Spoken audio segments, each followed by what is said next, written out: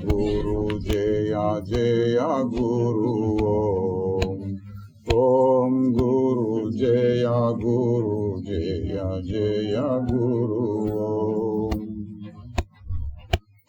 ఓం గురు జయ గురు జయ జయ గురు ఓం గురు జయ గురు జయ జయ గురు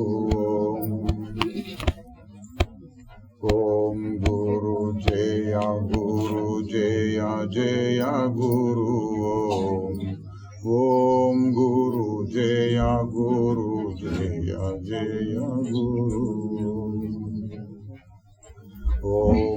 ఓం గురు జయ గురు జయ జయ గురు ఓం గురు జయ గురు జయ జయ గురు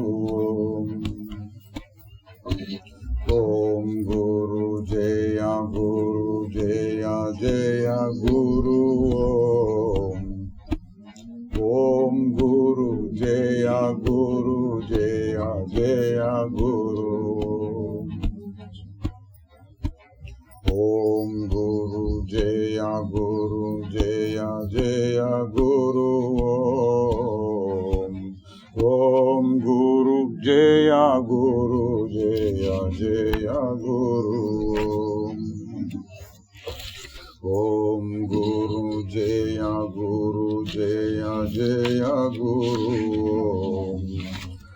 ఓం గురు జయ గురు జయ జయ గురు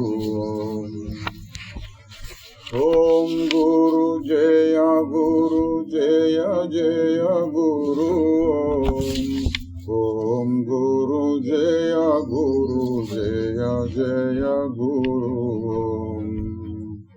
ఓం గురు జయ గురు జయ జయ గురు ఓం గురు జయ గురు జయ జయ గురు ఓం గురు జయ గురు జయ జయ గురు ఓం గురు జయ గురు జయ జయ గురు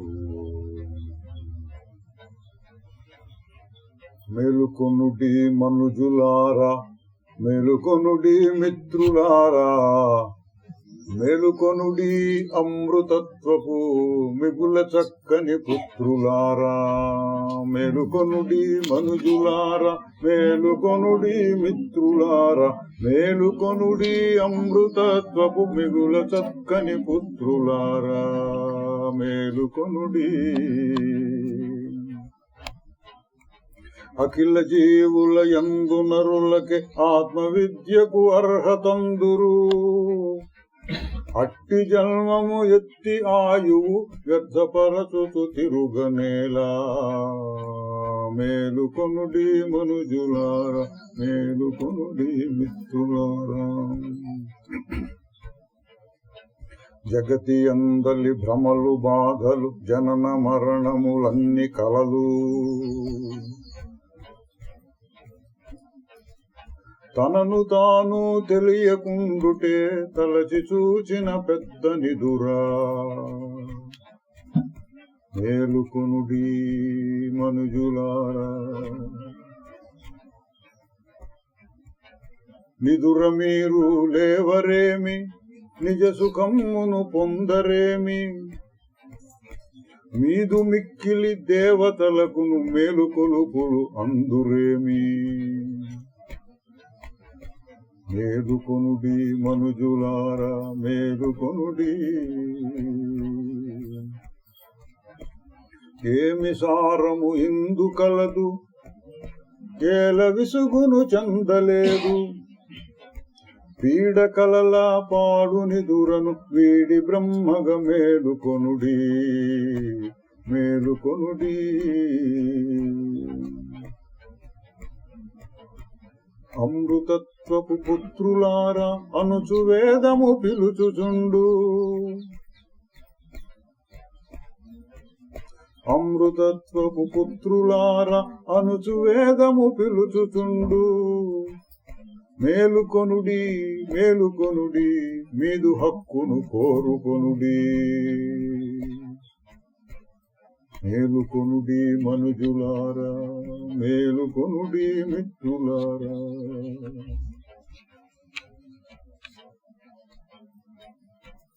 నిలుపవా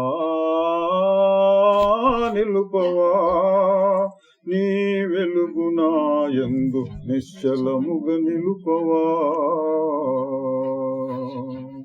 నిలుపవా నిలుపవా నీ వెలుగు నాయందు నిశ్చలముగ నిలుపవా. కల వంటిది జగమని ఖండితముగా తెలిపినను, కల వంటిది జగమని ఖండితముగా తెలిపినను, మరు నిమిషమే మరపు చెంది మనసు భ్రమియుచుండగా. నిలుపవా నిలుపవా నీ వెలుగు నాయందు నిశ్చలముగా నిలుపవా. పెళ్ళుబికిన కామము వెల్లువల క్రోధము, పెళ్ళుబికిన కామము వెల్లువల క్రోధము, భయము ఈర్ష్య ద్వేషము భంగపరచుచుండగా. నిలుపవా నిలుపవా నీ వెలుగు నాయందు నిశ్చలముగా నిలుపవా. కుమిలించే చింతలు కృంగజేయు దైన్యము, కుమిలించే చింతలు కృంగజేయు దైన్యము, మూఢమైన జడతయు ముంచివేయుచుండగా. నిలుపవా నిలుపవా కర్త నేను కానని కర్తవ్యము లేదని, కర్త నేను కానని కర్తవ్యము లేదని ఎరిగియును ఏదో చేయ పరితపించుచుండగా. నిలుపవా నిలుపవా నీ వెలుగు నాయందు నిశ్చలముగా నిలుపవా. పలుకు పలుకు నీదిగా పాటలులుక సాగగా, పలుకు పలుకు నీదిగా పాటలులుక సాగగా, అహమహమనుభావము అంకురించుచుండగా. నిలుపవా నిలుపవా నీ వెలుగు నాయందు నిశ్చలముగా నిలుపవా.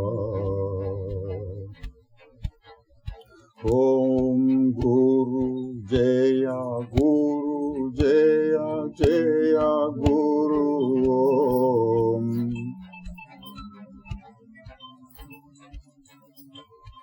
ఓం గురు జయ గురు జయ జయ గురు. ఓం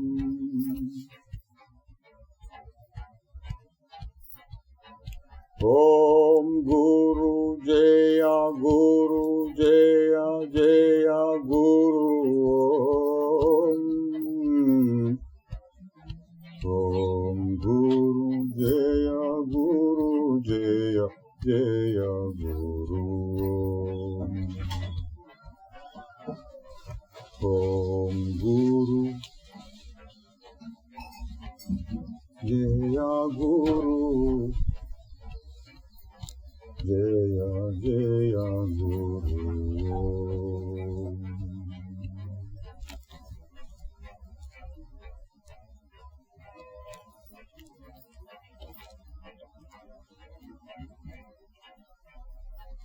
లఘువాక్య వృత్తి ఇంతకుముందు మనం ఒకసారి చూసాం, మళ్ళీ ఒకసారి చూడొచ్చు. మంచి ఉపదేశం గ్రంథం శంకరాచార్యులు వారు రాశారని చెప్తారు.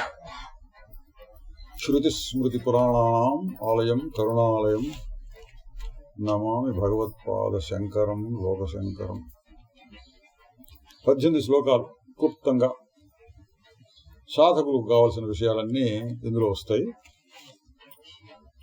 ఇంతకుముందు చూసిందైనా మళ్ళీ ఒకసారి చూద్దాం. స్థూలో మాంసమయో దేహః సూక్ష్మస్యాద్వాసనామయః జ్ఞానకర్మేంద్రియైః సార్ధం ధీ శరీరౌ తచ్చరీరగౌ. స్థూల శరీరం అంటే ఏంటి, సూక్ష్మ శరీరం అంటే ఏంటి, కారణ శరీరం అంటే ఏంటి, ఇవి వేదాంత గ్రంథాల్లో చాలా వివరంగా చర్చిస్తారు. ఇక్కడ క్లుప్తంగా ఒక శ్లోకంలో చెప్పేశారు. బాగా కనపడేది, బయటకు కనపడేది మాంసమయం అన్నాడు. మాంసంతో పాటు ఇంకా మీరు ఎముకలు, నెత్తురు ఇటువంటివన్నీ కూడా కలుపుకోవచ్చు. ఇవంతా కలిపి పైకి కనిపించేటటువంటి స్థూల దేహం. తర్వాత కళ్ళు, చెవులు మొదలైనవి జ్ఞానేంద్రియములు అంటారు. కాళ్ళు, చేతులు మొదలైనవి పై కనిపించేది శరీరమైన, స్థూల శరీరమైన, లోపల దాన్ని ఆడించేందుకు ఒక ప్రాణం ఉంటుంది. ఆడేటటువంటి ఆ రకమైన పనులు చేయడానికి తగినటువంటి అవయవాలు మనస్సులో సూక్ష్మంగా ఉంటాయి. వాటిని కర్మేంద్రియములు అంటారు. స్థూల శరీరము బయటికి కనిపిస్తుంది. సూక్ష్మ శరీరంలో భాగంగా జ్ఞానేంద్రియములు, కర్మేంద్రియములు, ఇంకా మనస్సు, బుద్ధి. మనస్సు అంటే రకరకాల ఆలోచనలు అవి ఇవి వస్తూ ఉంటాయి. బుద్ధి అంటేనేమో నిర్ణయిస్తుంది.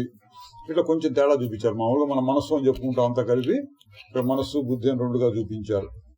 కొన్ని సందర్భాల్లో మనస్సు, బుద్ధి, చిత్తం, అహంకారం 4గా చూపిస్తారు. ఇంకొన్ని సందర్భాలు 13గా చూపించిన సందర్భాలు కూడా ఉన్నాయి. ఇక్కడ 2గా చూపించారు, మనస్సు, బుద్ధి. వివరాలు మనకు అవసరం లేదు, ఎందుకంటే వీరు కూడా పెద్ద వివరంగా చెప్పట్లా. ఇవన్నీ కలిపి ప్రాణం ఒకటి. ప్రాణం అనే మాట వాడారు. ప్రాణం అంటే శక్తి, వీటన్నిటిని నడిపించేటువంటి శక్తి. చేయి కదులుతోంది అంటే ఒక శక్తి కావాలి, కన్ను చూస్తున్నాయి అంటే ఒక శక్తి కావాలి. వీటిని నడిపించేటటువంటి శక్తి ప్రాణం. ఇవన్నీ కలిపి సూక్ష్మ శరీరం. అజ్ఞానం కారణం అన్నారు. కారణ శరీరం అంటే ఏంటంటే అజ్ఞానం, తనను తాను తెలుసుకోలేకపోవడమే. ఈ ఇంద్రియములు, ఈ మనసు, కర్మలు ఇవన్నీ పనిచేయడానికి కారణం ఏంటంటే నేను ఫలానా అని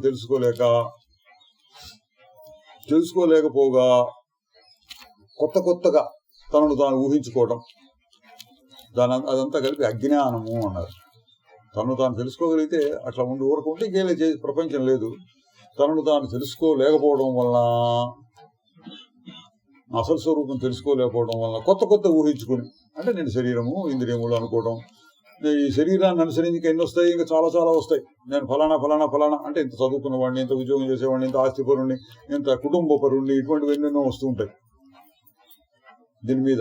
అవన్నీ ఎందుకు వస్తున్నాయి అంటే శరీరం ఒకటి వచ్చింది కాబట్టి. ఆ శరీరం ఎందుకు వచ్చింది? తన యొక్క అసలు స్వరూపం తెలియలేదు కాబట్టి. తన యొక్క అసలు స్వరూపం ఏమిటి తర్వాత చూద్దాం. అసలు స్వరూపం తెలియలేదు కాబట్టి ఇవన్నీ పైకి వస్తున్నాయి. వీటిని స్థూల శరీరం, సూక్ష్మ శరీరం, కారణ శరీరం. అన్నిటికీ మూలంగా కారణ శరీరం మనకు స్పష్టంగా తెలియదు, కానీ అందులో నుంచి అన్నీ వస్తూ ఉంటాయి. ముందు సూక్ష్మ శరీరం, ఆ తర్వాత స్థూల శరీరం వస్తూ ఉంటాయని క్లుప్తంగా చెప్పేశారు శరీరాల గురించి. ఈ గ్రంథంలో కూడా క్లుప్తంగా చెప్పారు, కూడా మనం కూడా క్లుప్తంగా చూసాం, పెద్ద వివరాలు అక్కర్లేదు. తర్వాత సాక్షిబోధస్తేషాం విభాసకః, అది సాక్షి తెలివి స్వరూపం అన్నారు. వీటన్నిటినీ ప్రకాశింపజేసేది, వీటన్నిటినీ స్థూల సూక్ష్మ కారణ శరీరాలన్నింటినీ ప్రకాశింపజేసేది సాక్షి లేక చైతన్యం, శుద్ధ చైతన్యం. సాక్షి చైతన్యం, శుద్ధ చైతన్యం, ఆ చైతన్య శక్తి. ఇది కూడా ఒక రకమైన శక్తి అండి. ప్రాణము అంటే శక్తి అని చెప్పుకున్నాం. ప్రాణం అంటే కదలికలు, అన్ని రకాల కదలికలు. గుండె కొట్టుకుంటోంది, అది ఒక శక్తి. గాలి పీల్చుకుంటున్నాం, అదొక శక్తి. ఆహారం జీర్ణం అవుతుంది, అదొక శక్తి. పంచ ప్రాణాలు అంటారు, పంచ ఉప ప్రాణాలు అని కూడా అంటుంటారు. రకరకాల పనులు జరుగుతూ ఉంటాయి. అన్నింటినీ కలిపి ప్రాణము అంటే అదొక రకమైన శక్తి. ఇంగ్లీష్లో మెకానికల్ అంటున్నారు, మెకానికల్ ఎనర్జీ. అంత కదులుతూ ఉంటారు, అన్ని కదులుతూ ఉండడం. ఇంకొక రకమైన శక్తి ఉంది మన దగ్గర, ఏంటి తెలుసుకునేటువంటి శక్తి. సాక్షిబోధస్తేషాం విభాసకః, వీటన్నిటినీ తెలుసుకునేటువంటి శక్తి ఒకటి ఉంది, దాన్ని సాక్షి అని పెట్టారు పేరు. చైతన్యం అని కూడా అనొచ్చు. అదేం శక్తి అంటే తెలుసుకునేటువంటి శక్తి కూడా కావాలి. ఉత్త ప్రాణం అంటే పని జరగదు. ఇట్లా పనిచేయాలి, ఎట్లా పనిచేయాలి, ఆ తెలివి కూడా అంతటా ఉంటుంది. అది కాకుండా ఇవన్నీ ఇట్లా పనిచేస్తున్నాయి అని తెలుసుకునేటటువంటి వాడు, ఈ పనులన్నీ నా కోసమే అనుకునేటువంటి వాడు, ఈ పనుల వల్ల నాకు సుఖం దుఃఖం వస్తున్నాయి అనుకునేవాడు, అదొకటి ఉంటుందిగా. అది బోధ, తెలివితో కూడినటువంటిది, కొత్త శక్తి కాదు. అని కూడా కదిలించేటటువంటి శక్తి కాదు. సాక్షి బోధ, వీటన్నిటిని ప్రకాశింపజేసేటువంటి సాక్షి బోధ చైతన్యం అన్నారు. తరువాత ఇంకొక మాట వాడు బోధాభాస అనే మాట వాడారు. బోధాభాస, ఒకసారి చిదాభాస అంటారు. ఆభాస అంటే ఉన్నట్లు అనిపించడం. పొద్దున ఉదాహరణ వచ్చిందంటే అద్దంలో సూర్యుడు ప్రతిఫలిస్తున్నాడు, అది మన వైపు కూడా మన కళలో పడుతుంది. అప్పుడు ఎట్లా అనిపిస్తుంది? అద్దమే సూర్యుడు అన్నట్టుగా అనిపిస్తుంది. అది ఆభాస చైతన్యము అన్నారు. అద్దానికి నిజమైన ప్రకాశం లేదు, ఆభాస ఉన్నట్టు కనిపించడం. ఎక్కడి నుంచో అరువు తెచ్చుకొని నేనే ప్రకాశం ఉన్నట్టుగా కనపడుతూ ఉంటుంది. అటువంటి లక్షణం ఒకటి ఉన్నది ఇక్కడ.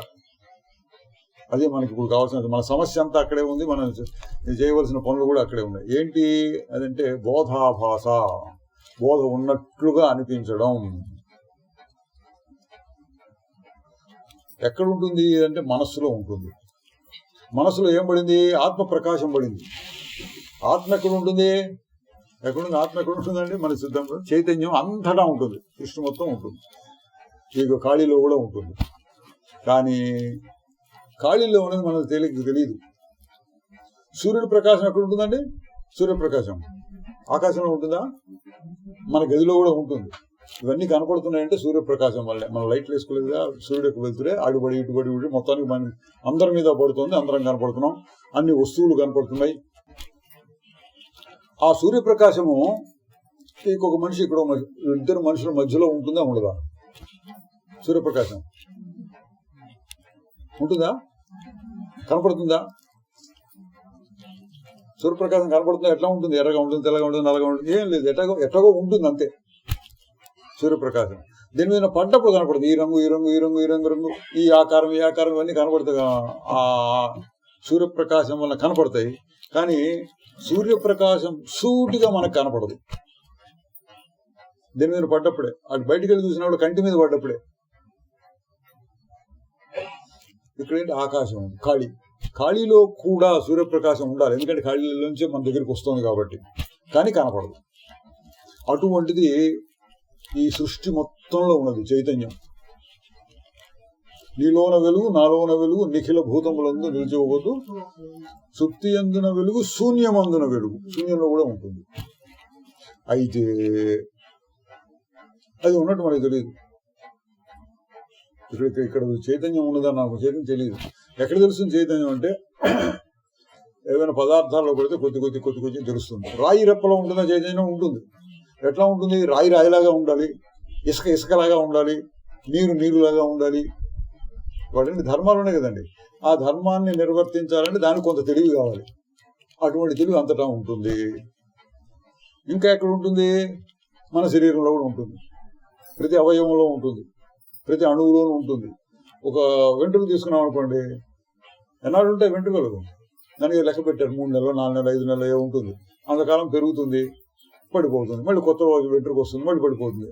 మరి దాని అదే పుట్టి పెరిగి వస్తుందంటే అది కూడా ఒక జీవుడు లాంటిదే, ఏది వెంట్రుక. అందులో కూడా తెలివి ఉంటుంది. ఇట్లా చూస్తే తెలివి అంతటా ఉంది. అయితే బాగా ఎక్కడ ఉంటుందండి అంటే సృష్టి మొత్తంలో బాగా తెలివి ఎక్కడ ఉంటుంది? సూర్యప్రకాశం సృష్టి మొత్తంలో బాగా ఎక్కడ కనపడుతుంది? సృష్టి మొత్తంలో అద్దం మనకు తెలిసినంత వరకు గోడ మీద కూడా పడుతుంది. గోడ మీద పడితే గోడ నుంచి మన మీదకి వస్తుంది, గోడ కనపడుతుంది, ప్రకాశం బాగానే వస్తుంది. కానీ ఆ గోడ కంటే కూడా బాగా ప్రకాశించేది అద్దం. సృష్టి మొత్తంలో మనకు తెలిసినంత వరకు అట్లా తయారైంది. స్పష్టంగా సూర్యుడే అన్నట్టు అనిపిస్తుంది. గోడను చూస్తుంటే గోడ నుంచి కూడా చల్లగా వెలుతురు వస్తుంది, కానీ ఇది గోడ అని గుర్తిస్తున్నాం మనం. మన కళ్ళు జిగేలు అనటం, మూతపడిపోవడం, పాడైపోవడం అటువంటి ఏం లేదు. అద్దంలో చూస్తే కళ్ళు మూతలు పడి మిరుమిట్లు కొలుపుతాయి అంటారు. అంత బాగా ప్రకాశిస్తుంది. అంటే సూర్యప్రకాశాన్ని ప్రతిఫలింపజేసేటటువంటి వస్తువులన్నింటిలోనూ అద్దం చాలా పవర్ఫుల్, చాలా శక్తివంతమైంది, శుద్ధమైంది. శుద్ధం అదొక రకమైన శుద్ధత్వం. అట్లా ఇక్కడ సృష్టి మొత్తంలో చైతన్యాన్ని ప్రతిఫలింపజేసేటటువంటి వస్తువులన్నింటిలో అత్యంత ముఖ్యమైనటువంటిది, బాగా ప్రతిఫలింపజేసేది ఏది? మనస్సు, లేక అంతఃకరణ, బుద్ధి. ఈ పేర్లు చెప్పాను, ఏ పేరు మాత్రం అంత కలిపి మనస్సు అందాం. మనస్సు అనేది బాగా ప్రతిఫలిస్తుంది. దీన్ని చైతన్యాన్ని. ఎక్కడుందా చైతన్యం? అంతటా ఉందని చెప్పాం కదా. అంతటా ఉన్న చైతన్యం శూన్యంలో ఉన్నప్పుడు బాగా ప్రకాశించదు, గోడ మీద పడ్డప్పుడు ప్రకాశించదు. చైతన్యం అది ఇక్కడ వెంట్రుకల్లో కూడా ఉందన్నాం, అక్కడ కొద్దిగా ప్రకాశించింది, ఉండి లేనట్టుగా, రాయి రప్పలో ఉండి లేనట్టుగా, చెట్లు చెమలు ఇంకొంచెం, జంతువుల్లో ఇంకొంచెం, వచ్చి వచ్చి వచ్చి వచ్చి మనుష్యుల్లో, అది కూడా మనుషుల్లో ఉన్న మనస్సులో బాగా ప్రతిఫలం బాగా వస్తుంది. మంచి అర్థం లాంటిది అనమాట. అందులో మనుషుల్లో కూడా ఒక మనిషికి తేడా కూడా ఉండొచ్చు. ప్రతిఫలించి ఏం చేస్తుంది, నేనే చైతన్యము, నేనే దేవుణ్ణి అన్నట్టుగా వ్యవహారం చేస్తూ ఉంటుంది. అంటే ఏంటి, ఇప్పుడు వెంట్రుక పెరిగిందని ఇందాక ఉదాహరణ తీసుకున్నాం. నేను వెంట్రుకలు పెంచుకుంటున్నాను అనుకుంటాడు, దాన్ని బాగా రోజు నూనె రాస్తే ఇంకా బాగా పెరుగుతాయి ఇట్లేదు అనుకుంటాడు, ఇంకా బాగా దాన్ని బాగా పోషించి పెంచుదామని. అదేదో ఫలానా పదార్థం తింటే బాగా పెరుగుతాయి, ఇది సెలీనియము, జింకము, ఎటువంటి పేర్లు చెప్తారులేండి. ఇది తింటే వెంట్రుకలు బాగా పెరుగుతాయి, అది తింటే మొదలు పెడతాడు. నేను వెంట్రుకలను పోషిస్తున్నాను, ఇదనమాట నాకు తెలివి. నేను ఆహారం జీర్ణం చేసుకుంటున్నాను, నేను ఆహారం తింటున్నాను కొంతవరకు అర్థం ఉందండి. ఇట్లా తీసుకొని ఇట్లా తింటున్నాను కొంతవరకు మనం దాన్ని సరే అనుకోవచ్చు. లోపలికి పోయినాక ఏం జరుగుతుంది, జీర్ణం అవుతుంది. వీడేమంటాడు, నేను ఆహారాన్ని జీర్ణం చేసుకున్నాను అంటాడు. ఇట్లా అనేవాడు ప్రతి దాంట్లో వేలు పెట్టి నేను నేను నేను అనేవాడు ఉంటాడు. తనకి సంబంధం లేకపోయినా, తను చేయలేకపోయినా, తను కుదరకపోయినా, వాడి చిదాభాసుడు లేక బోధాభాసుడు. మామూలు భాషలో చెప్పుకుందాం, అహంకారం, నేను నేను నేనని అహంకారం. అహంకారం ఎక్కడి నుంచి వస్తుంది, ఆత్మ యొక్క చైతన్యం అంతటా ఉన్నప్పటికీ మనస్సులో బాగా స్వచ్ఛంగా ప్రతిఫలించి, ఆ ప్రతిఫలించిన చైతన్యం నేనే అసలైన చైతన్యం అన్నట్లుగా వ్యవహారం చేస్తోంది. ఇంకా తేలిక చెప్పుకుంటే శుద్ధ చైతన్యం అంటే పరమాత్మ యొక్క చైతన్యం, ఈ మనస్సు రెండు కలిసిపోయినాయి. నిజం కలవదు, అర్థం చేసుకోవడం బాగా కలిసిపోయి అహంకారం అనేది ఒకటి తయారవుతోంది. నేనే నేనే నేనే పని చేస్తున్నాను, దేవుడు చేసిన పనులను నేనే చేస్తున్నాను అన్నట్టు. శరీరం మొత్తాన్ని నేను నడుపుతున్నాను. గాలి ఎవరు పీల్చుకుంటున్నారు, మీ గాలి మీరు పీల్చుకుంటున్నా, నేను పీల్చుకుంటున్నానా? ఎవరికి వాళ్ళు నేను పీల్చుకుంటా నేను పీల్చుకుంటా నేను పీల్చుకుంటా అంటారు కదండి. గాలి పీల్చుకున్నట్టు మనకు తెలుసా అనేది, నేను పీల్చుకున్నా అంటాడు. అనేటప్పుడు ఈ ముక్కెట్లా పనిచేయాలి, ఇక్కడ ఊపిరితిత్తులు పనిచేయాలి, ఏ కండలు పనిచేయాలి మనకేం తెలుసా, ఏం తెలియదు. నిద్రపోతున్నప్పుడు కూడా పీల్చుకుంటావుగా, నిద్రపోతున్నప్పుడు గాలి పీల్చుకుంటావు, అది ఎవడు పీల్చుకుంటున్నాడు, నేనేనా? నిద్రపోతున్నప్పుడు కూడా గుండె కొట్టుకుంటుంది, నెత్తురు ప్రవహిస్తుంది, అది ఎవడు చేస్తున్నాడు, నేనేనా? కానీ నేనంటాడు, నా గుండె సరిగ్గా పనిచేయట్లేదు, నేను సరిగ్గా పనిచేయట్లేదు, నాకు మంచి జీర్ణ శక్తి ఉందండి, ఇంకో పట్టుకోండి ఇంక 4 అది అట్లా కూడా అనుకుంటాడు. ఇది అహంకారము అన్నారు. మామూలు భాషలో చెప్దాం, ఇక్కడ బోధాభాసుడు అన్న మాట వాడారు గద్దంలో, మనకు తేలిక అర్థమయ్యే. అహంకారం అట్లా చేస్తూ ఉంటుంది. తనకి నిజంగా శక్తి లేకపోయినా పరమాత్మ నుంచి వచ్చేటటువంటి చైతన్యంలో అన్ని పనులు జరుగుతూ ఉన్నా మధ్యలో ఒకటి వచ్చేసి నేను నేను నేను నేను అంటూ ఉంటుంది. మరి ఇప్పుడు కర్త ఎవడు అంటే అదండి, ఇది అటు చైతన్యము ఇటు జడ పదార్థమైనటువంటి మనస్సు రెండు కలిసేటప్పటికి ఒక కర్త అహంకారం అనేది పుట్టుకొస్తుంది. వాడు నేను చేశా అనుకుంటాడు.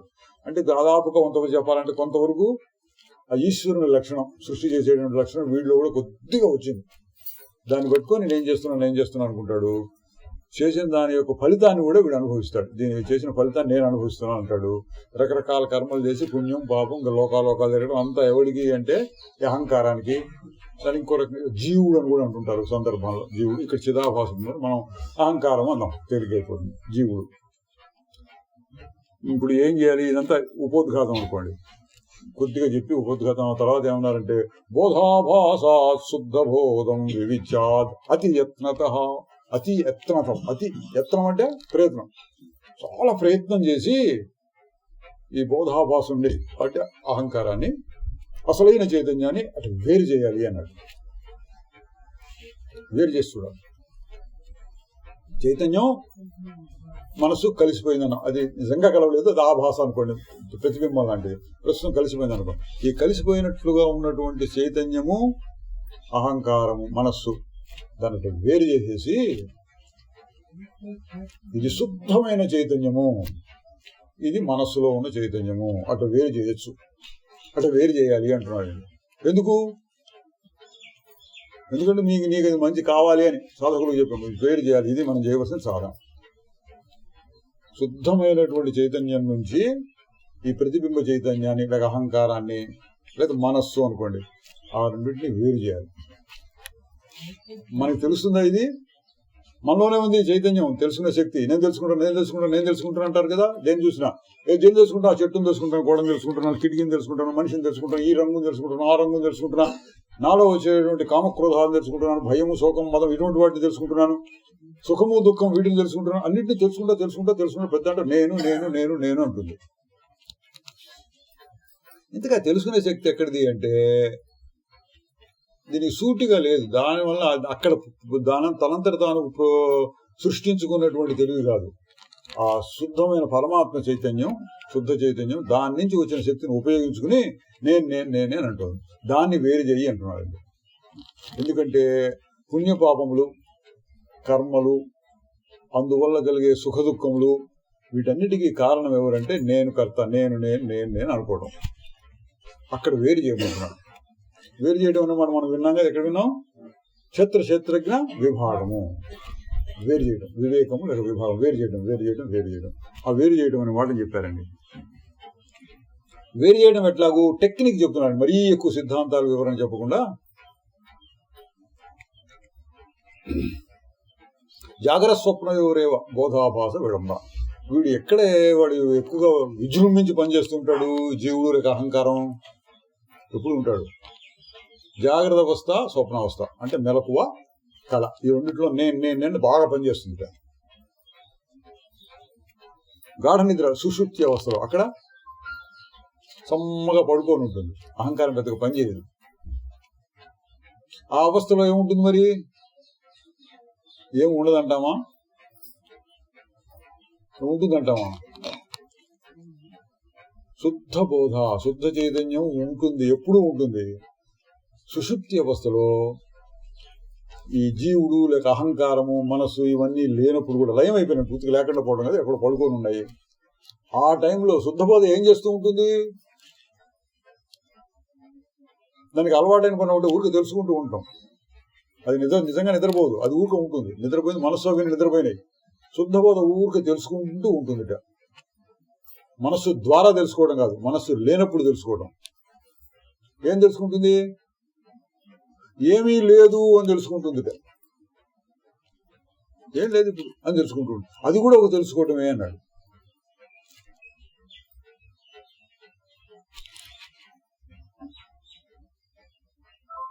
శూన్యాన్ని ప్రకాశింపజేస్తూ ఉంటుంది. ఏది గాఢ నిద్రలో ఏం ప్రకాశింపజేస్తుంది? శూన్యాన్ని ప్రకాశింపజేస్తూ ఉంటుంది. ఇక్కడ ఇందాక చెప్పిన ఉదాహరణ చూడండి. ఇక్కడ సూర్యప్రకాశం ఉందా లేదా అంటే లేదు. ఉందంటారా లేదంటారా? మధ్యలో ఖాళీలో కూడా ఉండాలి మన సిద్ధాంతం ప్రకారం. ఎందుకంటే ఎక్కడి నుంచో వస్తుంది, గోడ మీద పడుతుంది, అక్కడి నుంచి వచ్చి గోడ మీద పడుతుంటే మరి మధ్యలో కూడా ఉండాలి కదా. అది అనుమాన ప్రమాణం అంటారు. మన డ్యూటీకి కనపడదు, మనకి కనపడకపోయినా మనం ఊహించుకుంటాం ఉండదని. ఏం చేస్తూ ఉంటుందంటే దాన్ని ఇంకొక రకంగా చెప్తారు. ఏం చేస్తూ ఉంటుంది? ఇక్కడ ఉన్న సూర్యప్రకాశము శూన్యాన్ని ప్రకాశింపజేస్తుందండి అంటారు. అది ఎట్లా అంటే చిమ్మ చీకటి అయిపోయింది, ఏం లేకుండా అసలు. ఈ మనిషి ఇద్దరు మనుషుల మధ్యలో శూన్యం ఉన్నదని తెలుసుకోవడం కూడా లేదు కదా. ఈ మనిషిని తెలుసుకుంటే మధ్యలో ఉన్నదాన్ని శూన్యం అంటాం. దానికి కూడా సూర్యప్రకాశం కావాలి. అందువల్ల సూర్యప్రకాశం ఇక్కడ ఉన్న శూన్యాన్ని ప్రకాశింపజేస్తుంది అని అంటే అనొచ్చు. అట్లా ఇక్కడ శుద్ధ చైతన్యం మనస్సు పనిచేస్తూ ఉన్నప్పుడు అంటే జాగ్రత్త అవస్థలో, మెలకువలో, కళ వచ్చినప్పుడు రకరకాలు చూపిస్తూ ఉంటుంది. గాఢ నిద్రలో అవన్నీ అట్లా పడుకున్నాయి పని చేయకుండా అయిపోయినాయి. అలసిపోయో ఏదో చేసి అట్లా పడుకున్నాయి. పడుకున్నప్పుడు ఏం జరిగింది?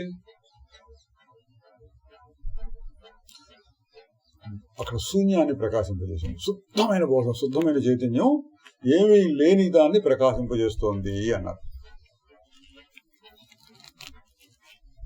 అయితే నీకేంటి అని ప్రశ్న అప్పుడు కూడా వస్తుంది.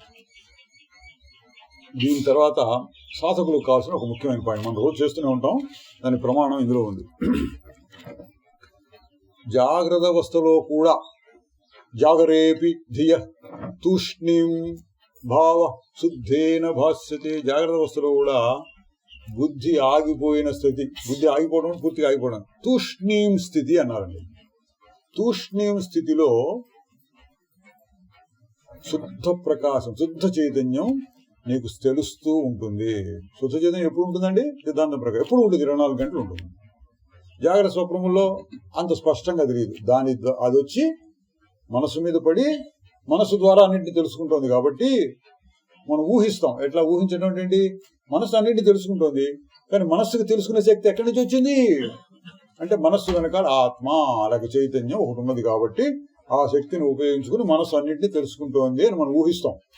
ఊహించడం కాదండి, నిజంగా తెలుసుకో. ఎట్లా అనుభవంలో తెలుసుకోవాలంటే మనకు ఒక రహస్యం చెప్తున్నారు. ఏంటి? గాఢ నిద్రలో ఆగిపోయినప్పుడు ఉంటుంది. దాన్ని మనం అప్పుడు గాఢ నిద్రలో ఆగిపోయిందిగా, ఇప్పుడు గుర్తు తెచ్చుకోండి గాఢ నిద్రని అంటాం. గుర్తు తెచ్చుకో, కుదురుతుందా మీకు? కుదరదా? మీరు చాలాసార్లు అనుభవించారు కదా, రోజు రోజు అనుభవిస్తుంటారు, ఒక్కోసారి ఇప్పుడు కూడా అనుభవిస్తుంటారు. ఆ అనుభవించినటువంటి గాఢ నిద్రని గుర్తు తెచ్చుకోండి. ఇప్పుడు అంటే బాగా మెలకువలో ఉండి గుర్తు తెచ్చుకోవాలి. నిద్రని గుర్తు తెచ్చుకుంటే ఎట్లా ఉంటుంది? నిద్రపోయినట్టుగా ఊహించుకోండి. దొరికి పక్క వాళ్ళ మీద పడద్దు, ఇట్లా ఊహించుకొని ఇట్లా ఉండండి. మంచి నిద్ర పట్టినట్టు యాక్షన్ చేయండి. కొన్ని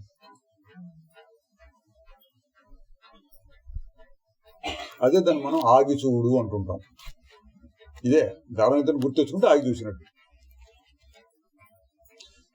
మరి నిద్రలో బాగా ఉంది కానీ నాకు అంత స్పష్టంగా తెలియటం లేదు అనొచ్చు, అనేవాళ్ళు ఉంటారు. మనమే అనుకోండి అంటాం, స్పష్టంగా తెలియట్లేదు కదండి అంటే దానికి ఏం చెప్పాను? ఇంకొక చెప్తున్నారు. జాగరేపి, జాగ్రత్త వస్తువులో కూడా ధీహ తూష్ణింభావ, బుద్ధికి ఉన్నటువంటి తూష్ణింభావాన్ని శుద్ధ చైతన్యం ప్రకాశింపజేస్తుంది. తూష్ణింభావంలో శుద్ధ చైతన్యం బాగా కనపడుతుంది అన్నట్టు. నిద్రలో మాత్రమే కాదు. చూడండి మనకు కావాల్సిన పాయింట్. నిద్రలో కనపడితే నాకేంటంటే మనం సాధన చేయలేక అక్కడ మెలకువలో కూడా తూష్ణిం అవస్థలో శుద్ధ చైతన్యం ఉంటుంది. తూష్ణిం అంటే ఏంటంటే ఊరక ఉండడం, అంతే. అదిలో చెప్తే మనం రోజు చెప్పుకుంటూనే ఉన్నాగా, ఊరక ఉండేటటువంటి అవస్థ తూష్ణిం అంటే. ఊరకుండే అవస్థ ఏంటండి? ఊరకుండే అవస్థ మనం రోజు చెప్పుకుంటే మళ్ళీ ఒకసారి ఇట్లా చూసాం అనుకోండి, చూడంగానే ఏం కనపడి అది కిటికీ అని అనుకోండి. ఎంతసేపు చూస్తాను కిటికీ? కళ్ళు ముడి గట్టాగా చూస్తూ ఉన్నాయి. ఓ నిమిషం కిటికీ అయితే నాకేంటి ఊరికే చూస్తున్నాను అంతే. ఆ ఊరికే చూస్తుంటే కళ్ళకి మటుకు ఆ ఫోటో పడుతుంది. ఏది బొమ్మ ఫోటో లాగా పడుతుంది కళ్ళలో, కిటికీ బొమ్మ. ఒక నిమిషం ఇది కిటికీ డిజైన్ బాగుంది అనుకుంటే అనుకోవచ్చు, తర్వాత ఊరకుంటుంది అంతే.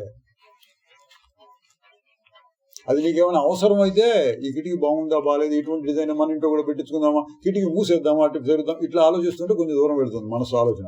ఏం లేకుండా ఊరికే చూస్తున్నాను, ఏముందండి? ఆకాశం బయటకు వెళ్ళాం, బయటకు అటు పైకి చూస్తే అటు మబ్బు ఒకటి అట్ట వెళ్తుంది, ఊరికే చూస్తున్నాను. చెట్టు చూసా, చెట్టు ఆకులు ఇట్లా ఇట్లా ఇట్లా కదులుతున్నాయి, ఏముంది? అప్పుడు ఊరికే చూస్తున్నాను. ఊరికే అంటే ఏంటి? మనస్సు పనిచేస్తోంది కానీ పెద్దగా పనిచేయగల, మామూలుగా బాగా తీవ్రంగా అల్లకల్లోలంగా కూడా పనిచేయగలదు. దానికి అంత శక్తి ఉంది. ఇప్పుడు గాలికి ఎంత శక్తి ఉంటుందంటే, మన గాలి ప్రవాహం ఉందనుకోండి, చెప్తూ ఉంటాడు వెదర్ రిపోర్ట్స్ లో ఈరోజు టెంపరేచర్ ఎంత ఉంది, తర్వాత హ్యూమిడిటీ ఏదో అంటే అటువంటివి చెప్పి గాలి వేగాన్ని కూడా చెప్తూ ఉంటాడు. గంటకు 4 కిలోమీటర్ల వేగంతో గాలి వీస్తూ ఉంటుంది. ఎప్పుడు ఉంటుంది మనకు తెలియదు. మనం కొంచెం ఎక్కువైనప్పుడు చెట్ల ఆకులు అటు ఇటు కదిలితే కొంచెం గాలి ఎక్కువైనట్టు ఉంటుంది. ఇంకా కొంచెం ఎక్కువ ఇది ఏమంటుందని తుఫాను లాంటిది ఏదో వస్తుంది అంటాం. తుఫాను, తీవ్ర తుఫాను, వాయుగుండం ఇటువంటి మాటలు వాడుతూ ఉంటాడు. గంటకు 80 కిలోమీటర్ల వేగంతో గాలి వీస్తుంది. హెచ్చరిక ఏంటి? చేపలు పట్టేవాడు సముద్రంలోకి వెళ్ళకూడదు అంటే గాలి తీవ్రంగా ఉంది. అట్లా ఇక్కడ మనస్సు ఒక్కోసారి తీవ్రంగా పని చేయగలదు. ఎంత తీవ్రంగా పనిచేస్తుంది? ఆ కిటికీనే చూశాను, అబ్బా ఎంత బాగుంది కిటికీ, మా ఇంట్లో అటువంటి కిటికీ పెట్టించుకోలేకపోయినా ఏడవచ్చు, అంత దూరం పోవచ్చు, అట్టట ఎంత దూరం పోవచ్చు, తీవ్రంగా పనిచేయటువంటిది. లేదా అది చూసి వదిలేయచ్చు. అంటే మనం జాగ్రత్త చెప్పుకుంటే, కొంచెం విడదీసి చెప్పుకుంటే,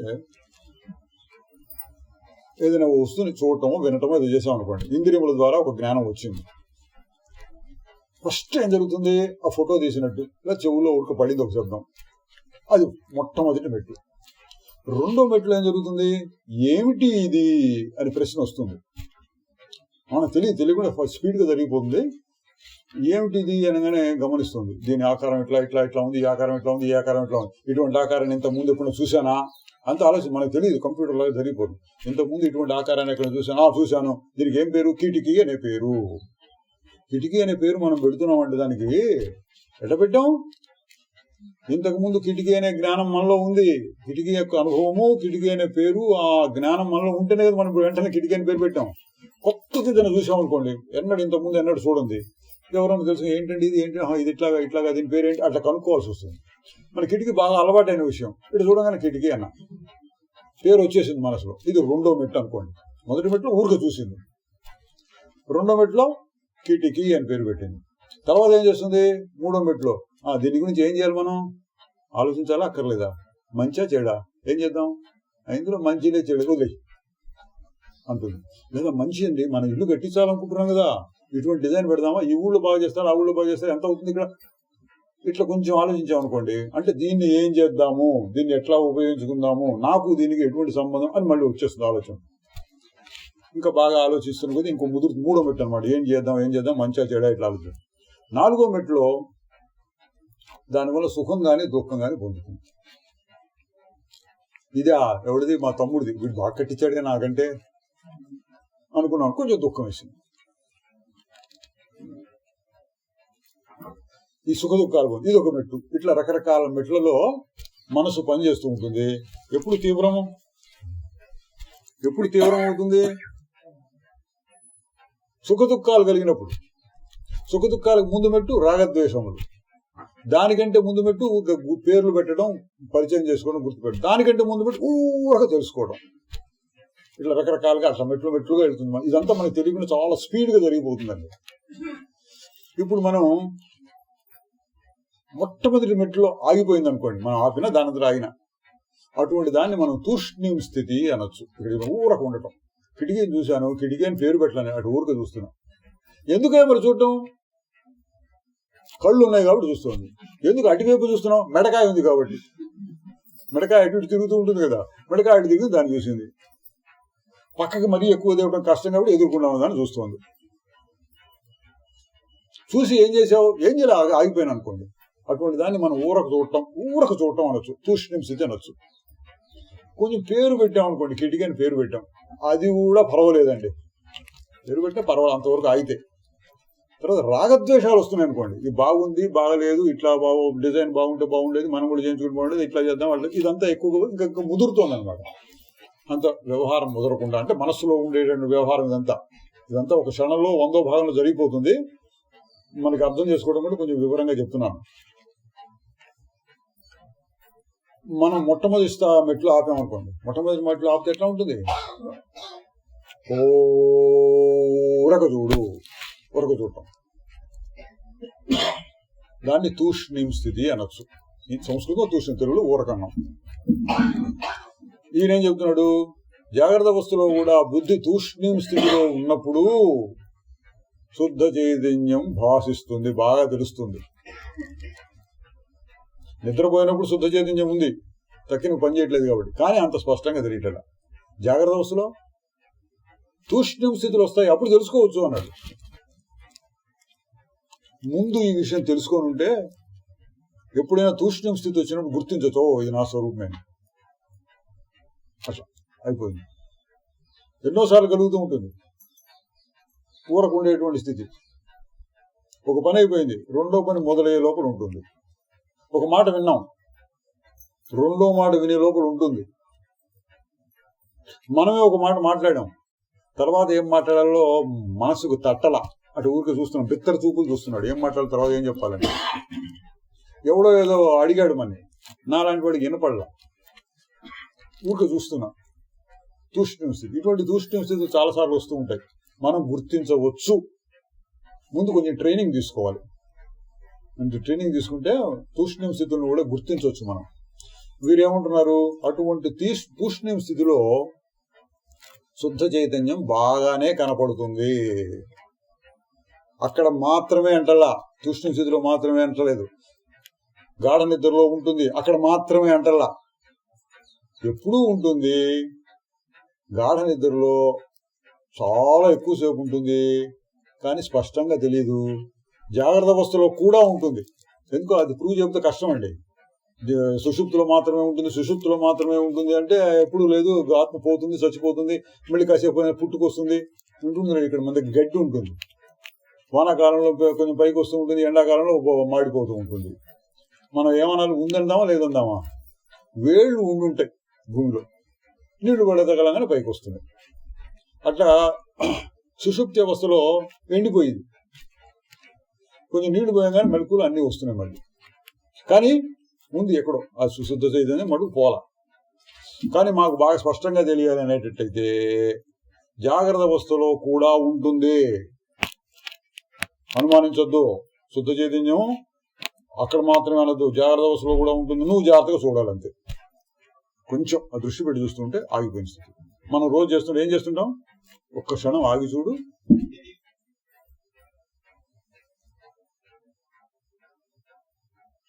అది తూష్ణీయ స్థితి. అర్ధరాత్రి ఎప్పుడో లేచారనుకోండి, అది మెలకు వచ్చింది, అంత నిశ్శబ్దంగా ఉంది చుట్టూ. నిశ్శబ్దాన్ని పరిశీలించండి అన్నాం అనుకోండి, ఇవాళ సాయంత్రం చేద్దాం, నిశ్శబ్దాన్ని పరిశీలించండి అన్నాం. ఈ ఫ్యాన్ మోతుంది, లేదా ఇప్పుడు కూడా ఉంటుంది నిశ్శబ్దం.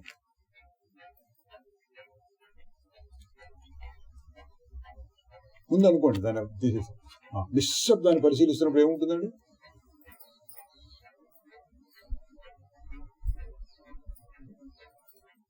మనసు ఎక్కువ పనిచేయటం. ఏముంది అని ప్రశ్న వేసుకుని అటు రెడీగా ఉందన్నమాట. ఏదైనా ఉంటే పట్టుకుందాం అనడానికి రెడీగా ఉంది, కానీ ఏం లేదు. అక్కడ శుద్ధ చైతన్యం ఉంటుంది, తూష్ణీం స్థితి. ఇట్లా చూస్తుంటే ఎన్నో సమయాల్లో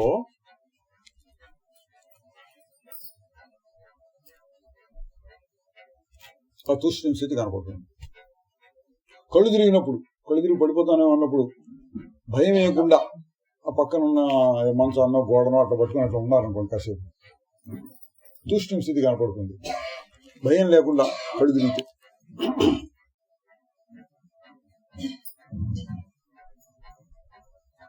ఇటువంటివి జాగ్రత్త అవస్థలో కూడా ఉంటాయి. కాబట్టి ఇప్పుడు సిద్ధాంతం ఏంటి, శుద్ధ చైతన్యం ఎల్లప్పుడూ ఉంటుంది. మరి నువ్వు తెలుసుకోవడం బోధాభాసని శుద్ధ చైతన్యాన్ని అహంకారాన్ని వేరు చేయడం ఎట్లాగూ అంటే క్రమంగా చెప్పుకుంటూ వస్తున్నారండి. సుషుప్తి అవస్థలో మాత్రమే కాదు, జాగ్రత్త అవస్థలో కూడా ఇటువంటి సందర్భాల్లో ఉంటుంది అని దానికి ఉదాహరణ ఇచ్చారు. నీళ్లు బాగా కాగుతున్నాయి, నీళ్లు ముట్టుకు నీళ్లు వేడిగా ఉన్నాయి అన్నాం. కానీ నిజంగా వేడి నీళ్ళది కాదు, నీళ్లు చల్లగా ఉంటాయి. వేడి ఎక్కడి నుంచి వచ్చిందంటే అగ్ని, అంతకుముందు మనం పెట్టిన మంట నుంచి వచ్చినటువంటి వేడి నీళ్లతో కలిసి నీళ్లు వేడిగా ఉన్నాయి అనిపిస్తుంది. అట్లా శుద్ధ చైతన్యం వచ్చి మనసుతో కలిసేటప్పటికీ మనస్సు ద్వారా తెలియబడే పదార్థాలన్నీ తెలుస్తున్నాయి.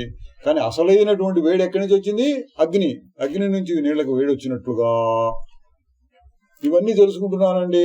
చాలా ఆలోచనలు వస్తున్నాయి, బుద్ధి బాగా పనిచేస్తుంది, మనసు బాగా పనిచేస్తుంది. ఎక్కడి నుంచి వచ్చిందంటే అక్కడి నుంచి మూలం నుంచి వస్తుంది. శుద్ధ చైతన్యం వచ్చి మనసులో పడి ఆ మనసు మళ్ళీ పనిచేయడం మొదలుపెట్టి మనసులో చలనాలు అంతా కలిసి ఇదంతా కనపడుతుంది. అంటే ఇదంతా కనపడటానికి కూడా మూలం శుద్ధ చైతన్యమేను అంటున్నారు. మరి స్పష్టంగా ఎట్లా తెలుస్తుందంటే తూష్ణీం అవస్థ ఆగినప్పుడు చూస్తే స్పష్టంగా తెలుస్తుంది. తక్కిన సమయాల్లో ఎట్లా తెలుస్తుంది, అన్నిటితో కలిసిపోయి తెలుస్తుంది. కలిసిపోవడానికి వెనకాల అది ఉంది అని మనం గుర్తించాలి. ఆ ఉదాహరణ చెప్పాను, నీళ్ళలో వస్తున్నటువంటి చేయొచ్చు. మరి మనకి ఇవన్నీ చేస్తున్నాం, ఎట్లాగూ చూస్తుంటే కనపడుతుంటే అటు ఊరకు చూస్తుంటే తూష్ణీం స్థితి అనుకోండి. కొన్ని సమయాల్లో వీటి యందు మంచి చెడుల భావం కలుగుతూ ఉంటుంది. రూపాదవు గుణదోషాది, రూపముల యందు గుణము దోషం కనపడుతూ ఉంటాయి.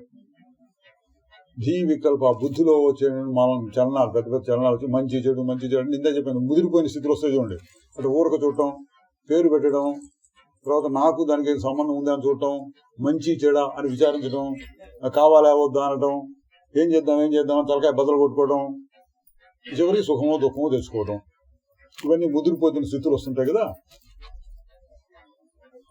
ఈయన ఏం చెప్పాడు, రూపములు అంటే బయట కనపడేటువంటి విషయములలో గుణదోషములు వస్తూ ఉంటాయి బుద్ధిలో, వస్తువులు కనపడగానే. ఆ గుణదోషములు లేకుండా గనక నువ్వు చూడగలిగితే, మంచి మాట చెప్పారు, రూపాదవు గుణదోషాది వివిక్త కేవలాచితి. రూపముల యందు, రూపం మొదలైన వాటి యందు అంటే బయట కనపడే ప్రపంచం విషయాలు ఎందు గుణదోషములు అంటే మంచి చెడు రాగద్వేషములు లేకుండా నువ్వు చూడగలిగితే శుద్ధ చైతన్యం ఉంటుంది. సాధకులకు ఉపయోగమైనటువంటి మాటలు చెప్తున్నారండి. శుద్ధ చైతన్యం కూడా ఎట్లా వర్ణించుకుంటూ వస్తున్నారు. మొట్టమొదటిలోనేమో జాగ్రత్త గాఢ నిద్రలో ఉంటుందండి, ఎప్పుడూ అదే ఉంటుంది. తర్వాత జాగ్రత్త అవస్థలో మాత్రమే కాదు, సుషుప్తి అవస్థలో మాత్రమే కాదు, జాగ్రత్త అవస్థలో కూడా తూష్ణం స్థితిలో ఉంటుంది. మరి జాగ్రత్త అవస్థలో తూష్ణం స్థితి కాకుండా ఇతర స్థితులు ఏముంటాయి అంటే గుణదోషాలను పరిశీలిస్తూ సుఖ దుఃఖాలను పొందుతూ ఉండే స్థితులు ఉంటాయి. అప్పుడు ఉంటుందా ఉండదా? అప్పుడు కూడా ఉంటుంది.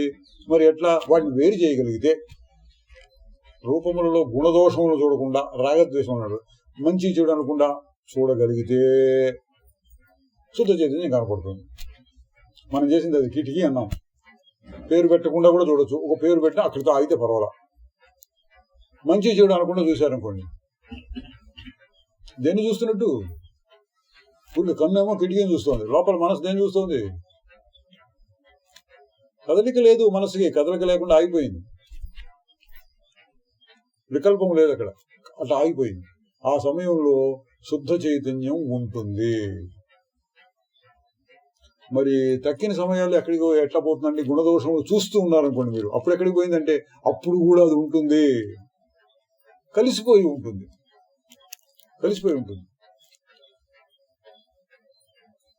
ఒక బుక్కంలో లేదా టబ్బు లాంటి దాంట్లో నీళ్లు పోసాం, నీళ్లు నిశ్చలంగా ఉన్నాయి. అందులో ఒక రూపాయి బిళ్ళ లాంటిది వేసాం. చూస్తే ఏం కనపడుతుంది? లోపల అడుగున రూపాయి బిళ్ళ కనపడుతుంది. మరీ చేతిలో పెట్టుకున్నంత స్పష్టంగా కాకుండా చాలా వరకు 90% కనపడుతుంది. నీళ్ళని కొంచెం కదిలిచ్చారనుకోండి, అప్పుడు బిళ్ళ కూడా ఏదో ఏదో అయిపోతున్నట్టు, పెద్దగా ఉబ్బినట్టు, సన్నపడ్డట్టు, తెలిసినట్టు, పైకి వచ్చినట్టు, కిందికి వచ్చి ఏదో ఊగుతూ ఉంటుంది. అది మళ్ళీ కాసేపైనా ఆ నీళ్లు నిశ్చలమైనవి దానంతరకు. అప్పుడు మళ్ళీ స్పష్టంగా కనపడింది. ఆ ఉదాహరణ మనం తీసుకోవచ్చు. తూష్ణీమావస్థ అంటే నీళ్లు నిశ్చలం అయిపోయినాయి. మరీ చేతిలో పెట్టుకున్నంత స్పష్టంగా కాకపోయినా దాదాపుగా స్పష్టంగానే కనపడుతుంది నీళ్లు నిశ్చలంగా ఉన్నప్పుడు. నీళ్లు కదిలినప్పుడు అంత స్పష్టంగా ఉండదు, కానీ ఉన్నది అనే ధైర్యం కలుగుతుంది మనకి. ఎందుకు? మళ్ళీ నీళ్ళు ఆగినాయి, ఉన్నది కదిలినాయి, అంతగా బాగా కనపడట్లేదు, మళ్ళీ నీళ్ళు ఆగినాయి, కనపడుతుంది. ఇటు 4 సార్లు విచారణ చేసి చూస్తే ఏం తెలుస్తుంది? అది ఎప్పుడూ ఉంటున్నది, స్పష్టంగా కాకపోయినా ఒక్కొక్కసారి స్పష్టంగా, ఒకసారి అస్పష్టంగా ఎప్పుడు కనపడుతోంది. ఇది రూపాయి బిళ్ళ. సరిగ్గా అదే జరుగుతుంది ఇక్కడ. గాఢ నిద్రలో చాలా వరకు ఉంది, జాగ్రత్త అవస్థలో తూష్ణ అవస్థలో చాలా వరకు 95% అనుకోండి, 90-95 వంతుల దాకా శుద్ధ చైతన్యం ఉంది. తూష్ణ అవస్థ ఎట్లా కలుగుతుంది అంటే ఇది యుక్తి, దాని రహస్యం. గుణదోషములను ఎంచకుండా, మంచి చెడులు ఎంచకుండా, ఇంకా చెబితే అసలు పేరు కూడా పెట్టకుండా ఇంకా బాగుంటుంది. అటు ఊరక చూడటం అంటుంటా, ఊరక చూడటం, ముదరనీయకుండా, మనస్సు చేసేటువంటి పని ముదరకుండా అటు ఊరికి చూసాం.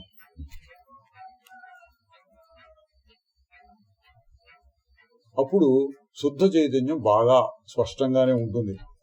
మరి తక్కిన సమయాల్లో ఉంటుంది, నీకు స్పష్టంగా తెలియదు. రూపాయి బిళ్ళ నీళ్ళు అడుగున ఉంటుంది, నీకు స్పష్టంగా తెలియట్లేదు అంతే. అట్లా ఇప్పుడు మనం ఇంత మాట్లాడుకుంటున్నాం, అవి ఇవి చూస్తున్నాం, మాటలకు అర్థాలు వస్తున్నాయి, మంచి చెడు ఆలోచిస్తున్నాం, ఏం మాట్లాడాలని ఆలోచిస్తున్నాం, ఏం వినాలని మీరు ఆలోచిస్తున్నాం. ఇదంతా జరుగుతున్నప్పుడు కూడా శుద్ధ చైతన్యం ఉంటుంది, కానీ మనస్సుతో కలిసి, అహంకారంతో కలిసి అట్ట పనిచేస్తూ ఉంటుంది. జాగ్రత్తగా చూస్తే ఇక్కడ కూడా ఉంటుంది అని మనకి రుజువు చేస్తున్నాడు అన్నమాట అండి. మరి ఏం చేయొచ్చు వీటిని? ఈ బుద్ధిలో వచ్చేటువంటి చలనాలు క్షణే అన్యథాభూత అన్నారండి. మనం రోజు చెప్పుకునేది అనుకోండి, ఇంకో రకంగా రూపంలో చెప్పుకుంటాం. క్షణం మారిపోతూ ఉన్నాయి, అన్యథాభూతం వేరుగా అయిపోతున్నాయిట. ఇప్పుడు ఈ క్షణంలో ఈ చలనం వచ్చింది, ఇంకో క్షణంలో ఇంకోటి వస్తుంది, ఇంకో క్షణంలో ఇంకోటి వస్తుంది. క్షణక్షణం మారిపోతున్నాయి. ఇందాక ఉదాహరణ తీసుకున్నాం. మళ్ళీ కిటికీ అన్నాను, ఏమనుకుంటూ ఊరికే చూశాను. తర్వాత కిటికీ అన్నాను. ఈ డిజైన్ ఏంటి, పైన రౌండ్ గా ఉన్నట్టుంది, ఇక్కడ కొంచెం వంకరగా ఉన్నట్టుంది, ఇక్కడ ఏంటి పిట్టగూడు లాగా ఉంది, ఏదో ఇట్లా ఏదో అనుకుంటున్నాను అనుకోండి. ఇవన్నీ వికల్పాలు, అవి మారుతున్నాయి. సంకల్పముల యొక్క పరంపర ఒకదానంబడి పరంపరలాగా వస్తున్నాయి. చివరికి వచ్చి ఏదో రాగము, ద్వేషము, సుఖము, దుఃఖం అవన్నీ వస్తాయి చివరికి వచ్చేది. అలాగే ఊరికే చూశాను. ఫస్ట్ స్టేజ్లో అది ఊరికే కనపడింది. మరి తర్వాత సంకల్పాలు పోతున్నాయి. ఇక్కడ ఏం చెప్తున్నాడంటే క్షణక్షణం అన్యధాపోతా వేరే పోతున్నాయి, మారిపోతున్నాయి. మన రోజు చెప్తున్నాం మారిపోతున్నాయి. సంకల్పాలు ఊరికే చూస్తూ ఉంటే మారిపోతున్నాయి. ఏది నిలబట్టం లేదు. కొన్ని ఇది కిటికీ అని పేరు పెట్టాను అనుకోండి, కిటికీ అన్నట్టుగా ఆగిపోతుందా? కిటికీ అనుకుంటూ ఊరికి ఒకసారి కిటికీ అన్నాం. తర్వాత పూర్తిగా ఆగాలి. లేదా ఎటువంటి కిటికీ, ఇనుముతో చేశారా, వీళ్ళు చాలా ధనవంతుల్లాగా ఉన్నారు, బంగారంతో చేయించుకున్నారా, ఇటువంటి ఆలోచనలు రావచ్చు. ఇవన్నీ తర్వాత వచ్చే ఆలోచనలు. ఊరికి ఆగిపోయింది, ఊరకు చూసాం. అప్పుడు ఎట్లా ఉంటుంది? అది మారటం లేదు. ఏది తూష్ణి ఊరకు చూడటం అనేటువంటి అవస్థలో ఏది ఉందో అది మారటం లేదు. ఇవన్నీ క్షణక్షణం మారిపోతున్నాయి. క్షణక్షణం అన్యధాభూత. చైతన్యం మారటం లేదు. ఇటువంటి ఊరకు చూశాను నేను కిటికీని, ఊరకు చూశాను గోడని పేరు కూడా పెట్టలే, ఊరికి చూశాను. ఎందుకు చూస్తున్నావు అంటే కళ్ళు ఉన్నాయి కాబట్టి చూస్తున్నాం. అటు ఇటు చూసిన మెడకాయ ఉంది కాబట్టి తిప్పుతున్నాం. అది తిప్పాలి నీకు అనిపించింది, అది ప్రకృతి ధర్మం తిరుగుతోంది. నేను తిప్పాలనుకోవాలి, తిరుగుతాను. నువ్వు ఎంతసేపు ఇట్లా కూర్చుంటాను, కాసేపు అటు ఇటు తిరుగుతాను. అది కనపడింది, ఇది కనపడింది. కానీ ఫర్దర్ అంటే 1వ మెట్టు, 2వ మెట్టు, 3వ మెట్టు, 4వ మెట్టు అట్లా తీవ్రంగా బాగా ముదిరి సుఖ దుఃఖాల స్థాయికి రావట్లా. కిటికీ, గోడ, ఫ్యాను, మనిషి, తలుపు, నా గొంతు ఇప్పుడు కనపడుతున్నాయండి.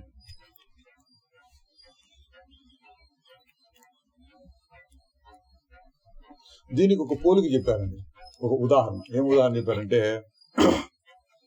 ఈ మారిపోయేవన్నీ ఎట్లా ఉన్నాయంటే ముత్యాల దండలో దారము వలే అన్నాడు. ముత్యాలన్నీ ఒక దారంలో గుచ్చారు, మాలలాగా చేశారు. ముత్యాలు అయితే ఏదో పూలు అనుకోండి, ఏదో తులసి మాల అనుకోండి, ఏదో గుచ్చారు. ఆ పోలికి దేనికి చెప్పారు? క్షణక్షణం మారిపోతూ ఉండేటటువంటి సంకల్పాలు, వికల్పాలు, ఆలోచనలు, మనసు చేసే పనులన్నీ కలిపి అవి క్షణక్షణం మారిపోతూ ఉంటే వాటికి ఆధారంగా మారకుండా ఉండేటటువంటి చైతన్యము ఉన్నది. మళ్ళీ చూద్దాం. కిటికీ అన్నాను, కిటికీ కూడా అనలా, ఊరికే చూసా. మళ్ళీ ఊరికే చూసా, ఇక్కడ ఏదో గోడ కనపడి, అక్కడ బల్బు కనపడింది. ఊరికి పేరు చెప్పడం కోసం కిటికీ, బల్బు పేర్లు చెప్తున్నాను. నేనేం పేర్లు పెట్టుకోకుండా ఊరికడ చూస్తున్నాను. అంతే. అప్పుడు ఈ గోడ వదిలేసి బల్బుని చూసా, బల్బుని వదిలేసి తలుపుని చూసా. చెప్పడం కోసం పేర్లు పెడుతున్నాడు. ఏం పేర్లు పెట్టుకుని ఇక్కడ చూస్తున్నా. మధ్యలో ఏముంటుందండి? కిటికీని వదిలేసి గోడను చూసా, గోడను వదిలేసి తలుపుని చూసా. కిటికీని వదిలేసి గోడను చూసే మధ్యలో ఏముంటుంది? కిటికీ జ్ఞానం అందాం పోనీ. ఇక్కడ కిటికీ అనుభవం, కిటికీ అనుభవానికి గోడ అనుభవానికి మధ్యలో ఏముంటుంది? ఆ ఉదాహరణ ఇదే. దీనికి ఉదాహరణకి ఏం చెప్పారు? దండలో ముత్యాలు ఉన్నాయి. ఒక ముత్యానికి ఇంకొక ముత్యానికి మధ్యలో ఏముంటుంది? దారం ఉండాలి అనుకుంటా, అంతే కదా? స్పష్టంగా తెలుస్తుందా? కొంచెం వేరు చేసి చూడు. ఒక పూస కొద్దిగా అటు కలిపి చూస్తే అడుగున దారం కనపడుతుంది. మళ్ళీ అదే ఒకసారి 2 సార్లు అక్కడెక్కడెక్కడ చూసుకుంటూ వచ్చారు. అప్పుడు మీకేమవుతుంది? ఒక నమ్మకం ఏర్పడుతుంది. ఏమని? ప్రతి పూసకి అడుగున దారం ఉన్నది, అన్ని పూసలకి అడుగున దారం ఉన్నది, ఒకే దారం ఉన్నది, దారంలో మార్పు లేదు. మార్పు లేనటువంటి ఆ దారం ఈ పూసలన్నింటినీ వేరువేరుగా ఉన్నటువంటి పూసలన్నిటికీ ఆధారంగా ఉంటున్నది. ఈ పోలిక దేనికి చెప్పారు? ఈ పోలిక దేనికి చెప్పారు? శుద్ధ చైతన్యం. శుద్ధ చైతన్యం ఏం చేస్తుంది? శుద్ధ చైతన్యం అన్నిటిలో సమానంగా ఉంటుంది.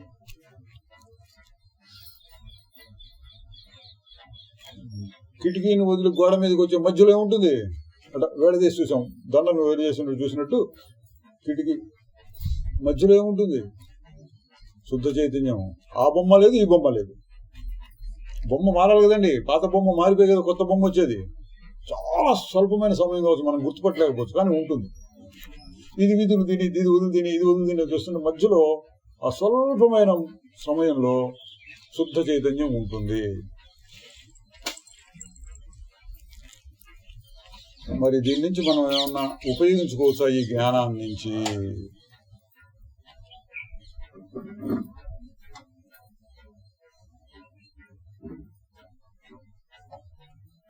అంటే ఉపయోగించుకోవచ్చు అండి. ఎట్లాగంటే ఇట ఒక పూసని అటు కొంచెం వేరు చేసి చూస్తే మనకి నమ్మకం కలుగుతుంది దారాన్ని గురించి, దారం యొక్క జ్ఞానం కలుగుతుంది. ఏం జ్ఞానం కలుగుతుంది దారం గురించి? ఇక్కడ చెప్పే మళ్ళీ ఇంకో చోట అట్ట చాలా చోట్ల వేరు కొంచెం పూసని జరిపి చూస్తే ఓహో దారం అంటే ఇట్లా ఉంటుంది, దారం మారకుండా ఉంటున్నది. 1-2 పూసల మధ్యలో ఏ దారం ఉందో 2-3 మధ్యలో అదే ఉంది, 3-4 మధ్యలో ఉంది, ఎక్కడ చూసినా అదే దారం ఉన్నది అని మీకు నమ్మకం ఏర్పడుతుంది. ఎట్లా ఏర్పడింది? ఓ పూసని ఇటు జరిపి మధ్యలో ఏముంది అని చూడటం ద్వారా. మనం చాలాసార్లు చేస్తాం, ఆగి చూడు అన్నాం. ఓం అని ఒక పూస అనుకోండి, ఓం గు రు ఇవన్నీ పూసలు అనుకోండి. మధ్యలో ఏముంది? ఓం అనేది ఒక పూస లాంటిది. అదే కలిసిపోయిన చైతన్యం గు, కలిసిపోయిన చైతన్యం కలిపి గు అనే శబ్దం వచ్చింది. గు అనే శబ్దాన్ని గుర్తించాం. రు అనే శబ్దాన్ని గుర్తించాం.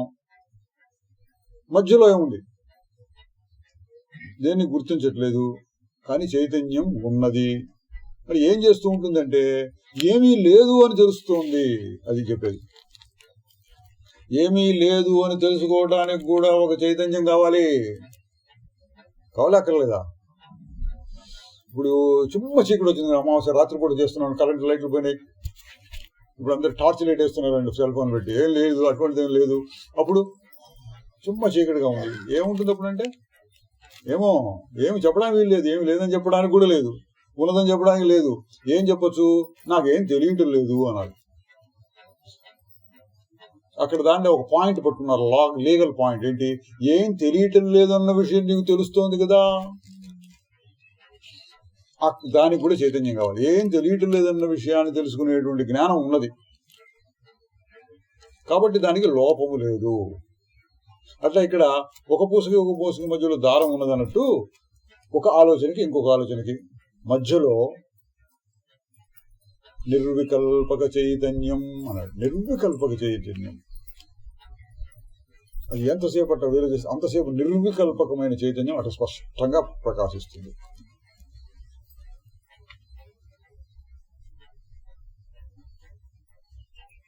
దాన్ని చూడవచ్చు, సాధకులకు ఉపయోగించబడ. మనం రోజు చేస్తూనే ఉన్నాం.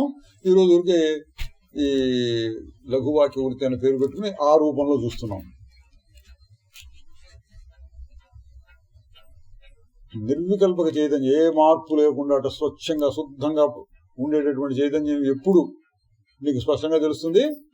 అటు కొంచెం వేరు చేసి చూసినప్పుడు, పూసను వేరు చేసినట్టుగా ఒక ఆలోచనని వేరు చేసి చూడొచ్చు. నాకు కుదురుతుందండి. ఎవరికి కుదురు? దాదాపుగా ప్రతి వాళ్ళకి కుదురుతుందండి. మరీ నిద్రమత్తులో ఉంటే చెప్పలేం, కానీ కాస్త కూస్త మనసు చురుగ్గా ఉంటే ఎవరికైనా కుదురుతుంది. ఎందుకని? ఎక్కువసేపు ఆపట్లా మనం. మనస్సు యొక్క స్వభావం పరిగెత్తు నడుస్తూ ఉండడం. మనం అంతసేపు ఆగమని చెప్పట్లే దానికి. ఇక కూర్చోండి, పద్మాసనం వేసుకోండి, మళ్ళీ నేను చెప్పేటప్పుడు అట్లాగే ఉండండి అని నేను ఎక్కడికో వెళ్ళిపోయాను, నేను వేరే పని చూసుకొని వచ్చి ఎట్లా ఉంది అని అడిగాను అనుకోండి, నిద్రపోయినామండి మీరు వచ్చే లోపల ఉంటారు. అది కుదరదు, కష్టం. దానికి ప్రత్యేకమైన ప్రక్రియలు ఉంటాయి. ఆహారంలో మార్పులు, విహారంలో యుక్తాహార విహారస్య యుక్త చేష్టస్య కర్మసు అని భగవద్గీతలో వస్తుంది. ఆహారం, విహారం, చేష్టలు అవన్నీ ఒక రకంగా ఉండాలి. లేదా ప్రాణాయామం మొదలైన టెక్నిక్స్ పెట్టుకోవాలి. వ్యవహారాలన్నీ తగ్గించుకోవాలి. అంటే గాలిని బంధించాలి. గాలిని బంధిస్తే ఏమవుతుంది? మెదడుకి పనిచేసే శక్తి తగ్గిపోతుంది. అప్పుడు నీకు శూన్య స్థితి కలుగుతుంది. ఇటువంటి ప్రక్రియలు కూడా కొన్ని ఉన్నాయి. ఆ ప్రక్రియలో కొంచెం ఎక్కువసేపు ఆపచ్చు. గంటలు ఆపేవాళ్ళు కూడా ఇప్పుడు కూడా ఉన్నారు అంటారు.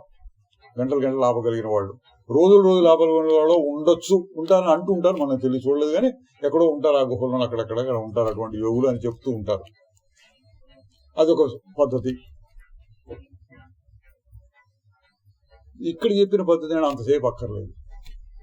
ఆగి చూడు, ఏముంది అని ఇట్లా కొద్దిగా 1 సెకండ్, 2 సెకండ్, 3 సెకండ్. మనం ఇంతకుముందు చెప్పుకున్నాం 5 నిమిషాలకు ఒకసారి 5 సెకండ్ల పాటు ఆపి చూడండి. ఆగు, ఎట్లా ఉంది? ఏం లేదు. అదే నేనంటే అండి ఏం లేదా, శూన్యాన్ని పట్టుకొని నేను. శూన్యం కాదు, అన్నిటినీ తెలుసుకునేటువంటి అనుభవం అది. ఆ అనుభవమే నేను. ఎందుకని అదే నువ్వు అంటున్నావు? మారటం లేదు కాబట్టి. మారకుండా ఉండేటటువంటి అనుభవం నేను. మారకుండా ఉండేటటువంటి అనుభవం అదొక్కటే ఉంది మన దగ్గర. తక్కిన అనుభవాలను వస్తున్నాయి. కిటికీ అనుభవం మారింది, ఫ్యాన్ అనుభవం మారింది, గోడ అనుభవం మారింది. మరి ఏది మారలేదంటే అట్లా ఊరకు ఉండే అనుభవం మారటం లేదు కాబట్టి అది నేను. ఇట్లా కాసేపు ఆలోచించడం మళ్ళీ ఆగు అన్నాం. అంతే 2-3 సెకండ్లు ఇట్లా మెల్లిమెల్లిగా చెబుతుంటే అది ఒప్పుకుంటుంది మనసు, అంగీకరించి కాసేపు ఆగుతూ ఉంటుంది. ఇది ప్రాక్టీస్ చేయొచ్చు మనం, అభ్యాసం. ఎక్కువసేపు ఆగాలంటే ప్రత్యేకమైన ప్రక్రియలు ఉన్నాయి. మనం ఆ పని చెప్పట్లా. మనకేంటంటే ఎక్కువసేపు ఆపాలని కాదు మన ప్రయత్నం, అసలు ఉందా లేదా అని నిర్ధారించుకోవాలి. అది మనకు కావాల్సింది, నమ్మకం. దానికోసం అప్పుడప్పుడు ఆపి చూస్తున్నాం. మహానుభావులు శంకరాచార్య వారు ఏం చెప్పారంటే, మనలాంటి వాళ్ళు కొంచెం చిన్నపిల్లలకి ఒక్క ముద్దు తినమ్మా అంటుంటారు చూడండి. అట్లా చెప్పి ఏకం దిత్రిక్షణేష్వేవం వికల్పస్య నిరోధనం అన్నాడు. 1, 2, 3 క్షణాలు ఆపు. కొంచెం మనం చేసేది అదే. 1, 2, 3 క్షణాలు, 1, 2, 3 క్షణాలు, 1 క్షణం ఆపునైనా అంటున్నాడు. ఎంత దయ అనుకోవాలి. యోగశాస్త్రం చెప్పేటప్పుడు ఇంకో రకంగా చెప్తారు. యోగశాస్త్రం చెప్పినప్పుడు ఇంతసేపు ఆపాలి, అంతసేపు ఆపాలి, దానికి ముందు ఇట్ట అరేంజ్మెంట్స్ ఉండాలి, అవన్నీ చెప్తారు. ఇక్కడ ఏకం దిత్రిక్షణేషు ఏవం వికల్పస్య నిరోధనం. మనస్సులో ఉన్నటువంటి ఆ వికల్పాన్ని 1, 2, 3 క్షణాలు సరే చాలు ఆపు అంటే ఏమంటాడు? సరే ఆపితే ఏమిస్తావు? అన్నది తర్వాత చాక్లెట్ ఇస్తాం అన్నట్టుగా చెబుతున్నాడు. 1, 2, 3 క్షణాలు ఆపు.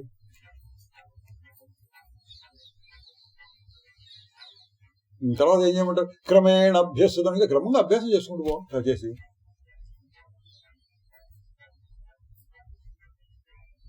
ఇంకా ఎంతసేపు నీ ఇష్టం ఎంతసేపు చేసుకో, కుదిరినంత.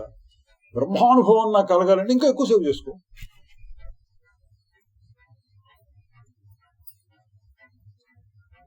అని సింపుల్ గా చెప్పాడు. ఇదిగో ఆగిపోయిన స్థితే దేవుడు అన్నారు. మామూలుగా ఆగిపోయిన స్థితి నేనని చెప్తున్నాను కదా, నేను ఏదేందో ఆగిపోయిన స్థితిలో దేవుడే అనుకో అన్నాడండి. ఎందుకు? దేవుడి యొక్క స్థితి కూడా అదే కాదండి. దేవుడి యొక్క స్థితి ఎట్లా ఎందుకు ఉంటుందండి? ఇట్లా పడుకొని ఉంటాడు కదా ఆయన. అంటే ఇట్లా పడుకొని ఉండటం, అట్లా నిలబడి ఉండటం, ఇట్లా గద పట్టుకొని ఉండటం, లేదా త్రిశూలం పట్టుకొని ఉండటం, ఇటువంటి ఉండే చూడండి. అవి కూడా మారిపోయేటటువంటి స్థితిలేనండి. ఆయన ఊరికి చేయట పట్టుకొని కూర్చుంటాడు. ఎప్పుడు త్రిశూలం అదే పని అంతసేపు మోస్తూ కూర్చుంటే ఎందుకు పట్టుకో? ఈయన గద పట్టుకొని నిలబడతాడా? ఇంకా బొమ్మలు చూపిస్తారు మన కోసం. ఇంకా కొన్ని సినిమాల్లో అయితే ఎట్లా ఉంటాడు, ఇట్లా చేయబట్టగానే గద వచ్చేస్తుంది.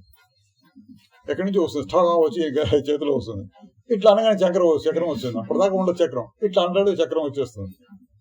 ఇవన్నీ చూపిస్తుంటారు మనకి సినిమాల్లో. దేవుడు అవన్నీ వేసుకొని కూర్చోడండి.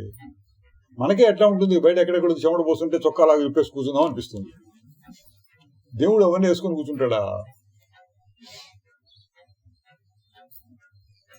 ఏం చేయొచ్చు అంటే, అసలైన దేవుడు ఎవరు అని ఆలోచిస్తే, అసలైన దేవుడు ఎవరు? దాన్ని కూడా మనం ఒక యుక్తి పెడదాం. సృష్టికి పూర్వం కూడా ఎట్లా ఉంటుందో అది అసలైన దేవుడు. సృష్టికి పూర్వం, సృష్టి చేసినాక రకరకాలు కనపడుతుంటాయి. సృష్టికి పూర్వం వెంకటేశ్వర స్వామి ఉన్నాడండి, ఒక చెయ్యి ఇట్లా పెట్టి.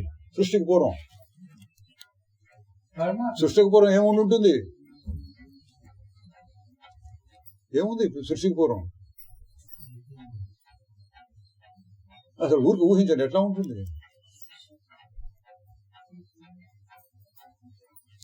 పాలసముద్రం మీద పడుకొని ఉంటాడు. పాలసముద్రం ఉంటుందా సృష్టికి పూర్వం? ఉంటుంది అంటారండి వాళ్ళు. కొంతమంది ఆ నమ్మకాలు ఉన్నవాళ్ళు ఉన్నారు.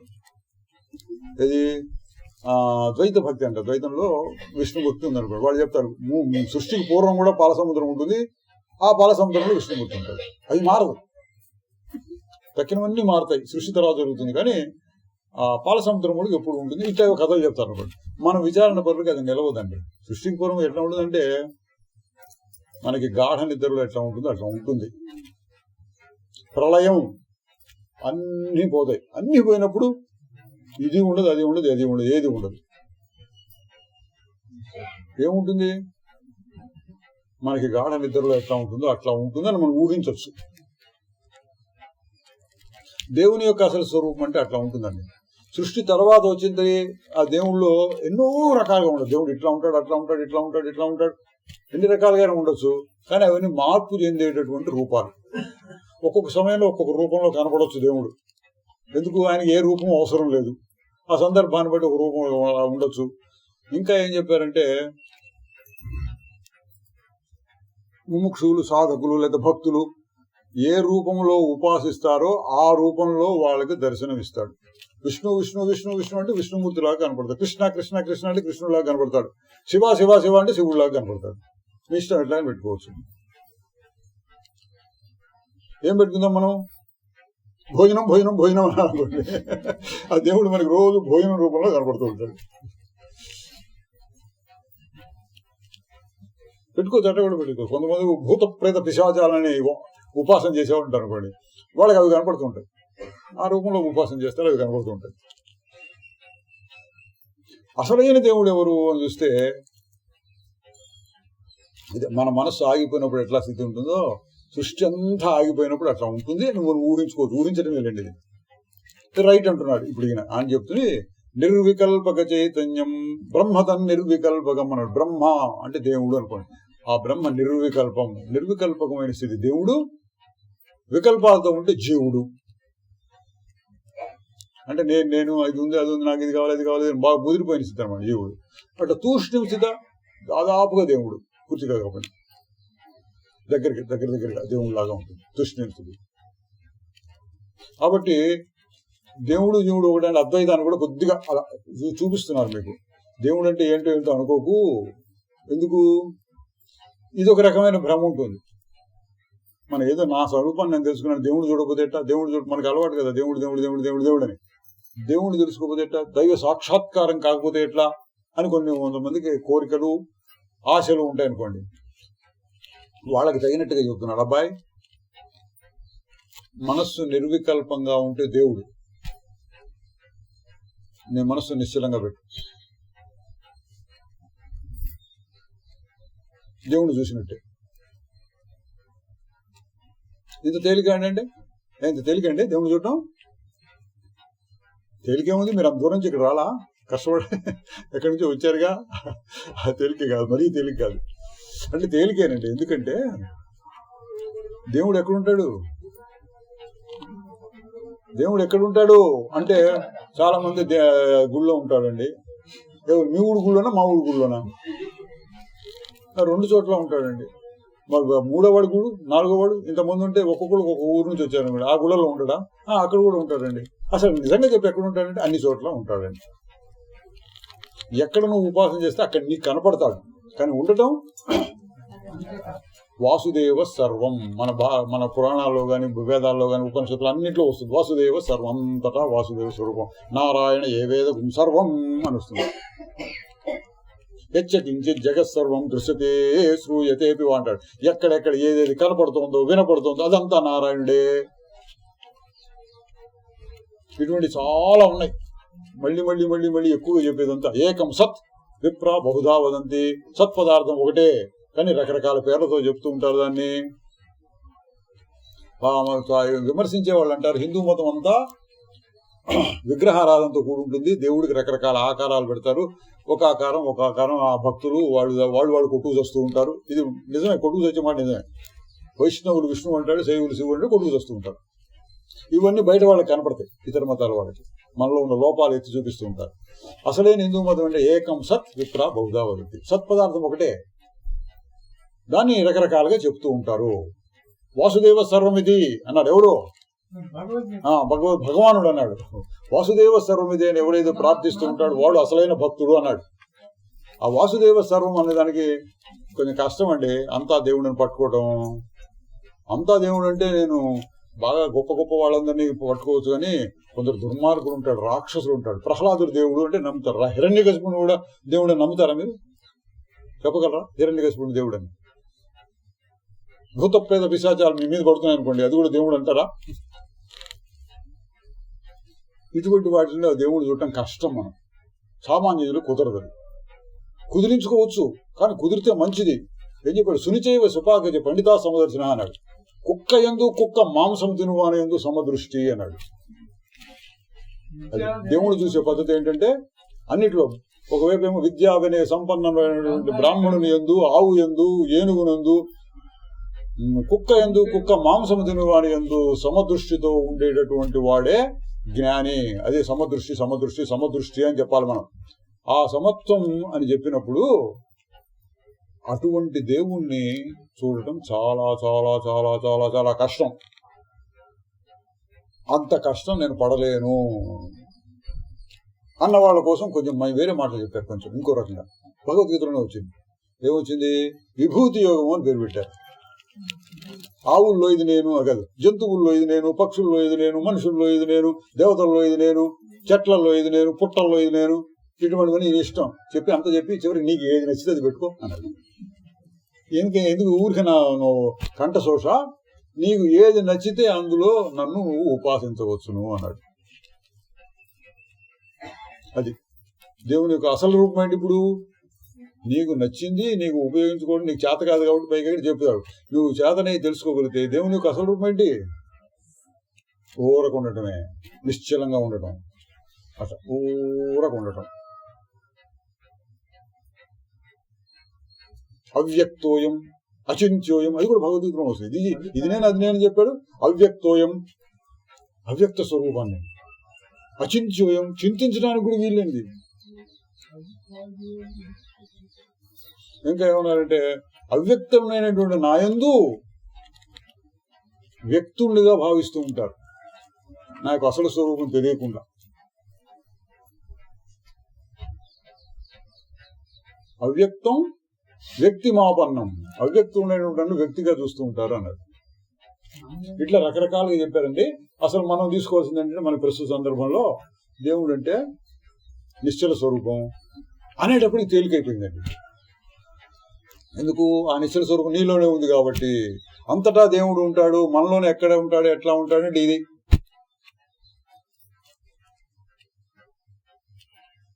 ఎట్లా ఉంటాడు? నీలో ఎట్లా?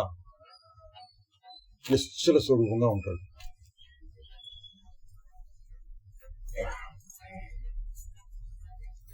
నువ్వు ఆ నిశ్చల స్వరూపం పట్టుకుంటే దేవుణ్ణి చూసినట్టే.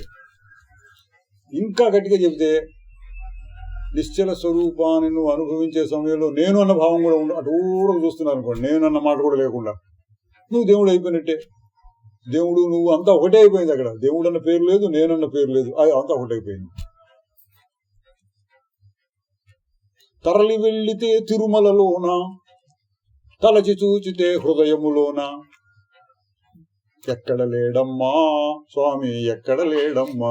ఇది జానపద గేయం. తరలి వెళితే తిరుమలలో, వెతకి చూసితే హృదయంలో, ఎక్కడ లేడు. ఇది కూడా చెప్తున్నారు. అవి చెప్పారు, ఇవి చెప్పారు. ఎవరికి ఏది నచ్చితే, ఎవరికి ఏది చేత అయింది దాన్ని పట్టుకోవచ్చు. తలచి చూచితే హృదయంలోన అని పట్టుకున్నారు అనుకోండి, తర్వాత మీకు తిరుపతి వెళ్ళాలని అనిపిస్తుందా? వెళుతూ పిలుస్తుంది. ఎందుకంటే లడ్డు బాగుంటాయి. దేవుడు చూడలేరు, ఇటు తోసేస్తుంటారు. లడ్డూలు మటుకు బాగుంటాయి.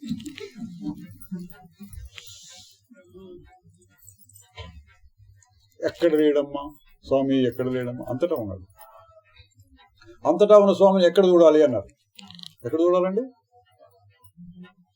అగ్ని దేవో ద్విజాతీనాం, ఇది ఒక శ్లోకం.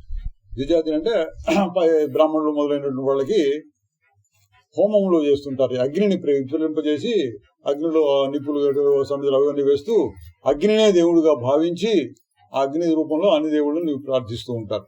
అందుకని అగ్ని కొందరికి దేవుడు. మునీనాం హృదయదైవతం, మునులకేమో హృదయంలోనే చూసుకుంటుంటారు వాళ్ళు. దేవుడు ఇక్కడ ఉన్నాడని పెట్టుకుంటారు. ఇంకా కొంతమంది ఇక్కడంటే బాగుండదని ఇంకా కింద నుంచి పైదాకా చక్రాలు పెడతారు.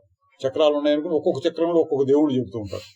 కానీ చాలా రకాలు ఉన్నాయండి. భారతదేశం సామాన్యమైన దేశం కాదు, వందల వేల రకాల్లో చెప్తుంటారు ఇటువంటి ధ్యాన పద్ధతుల్ని.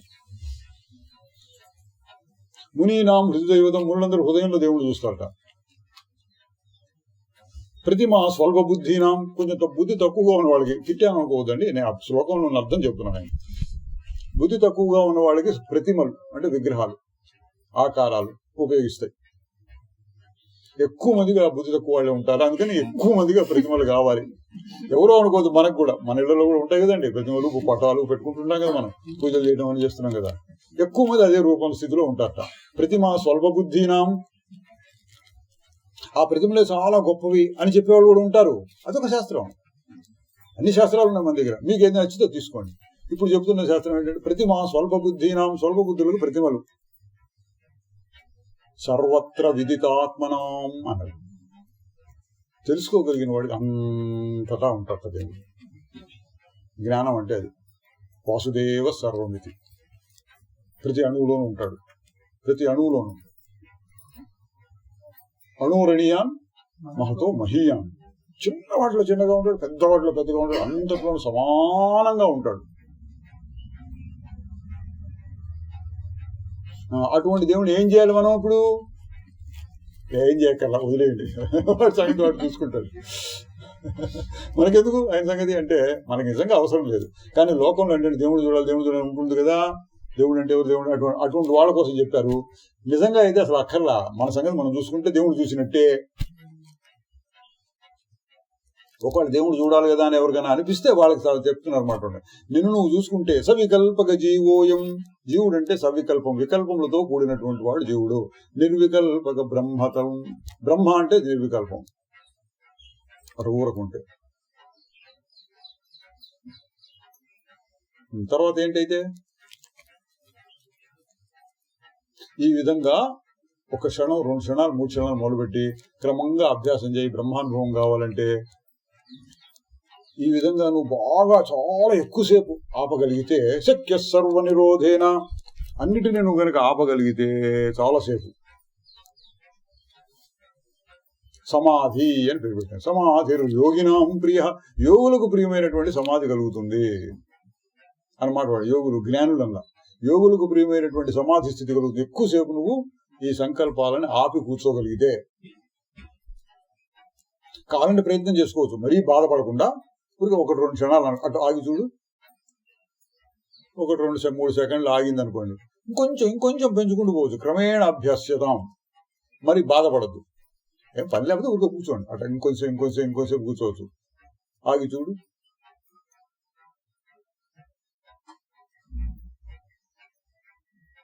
నువ్వు పెంచుకోవచ్చు. యోగులకు ప్రియమైనటువంటి సమాధి స్థితిని నువ్వు పొందాలంటే ఇంకా ఎక్కువసేపు ఆపుతూ ఉండాలి అన్నారండి. చెప్పి మళ్ళీ మన కోసం చిన్నపిల్లల కోసం ముద్దలు తినిపించాడని చెప్పాం కదా.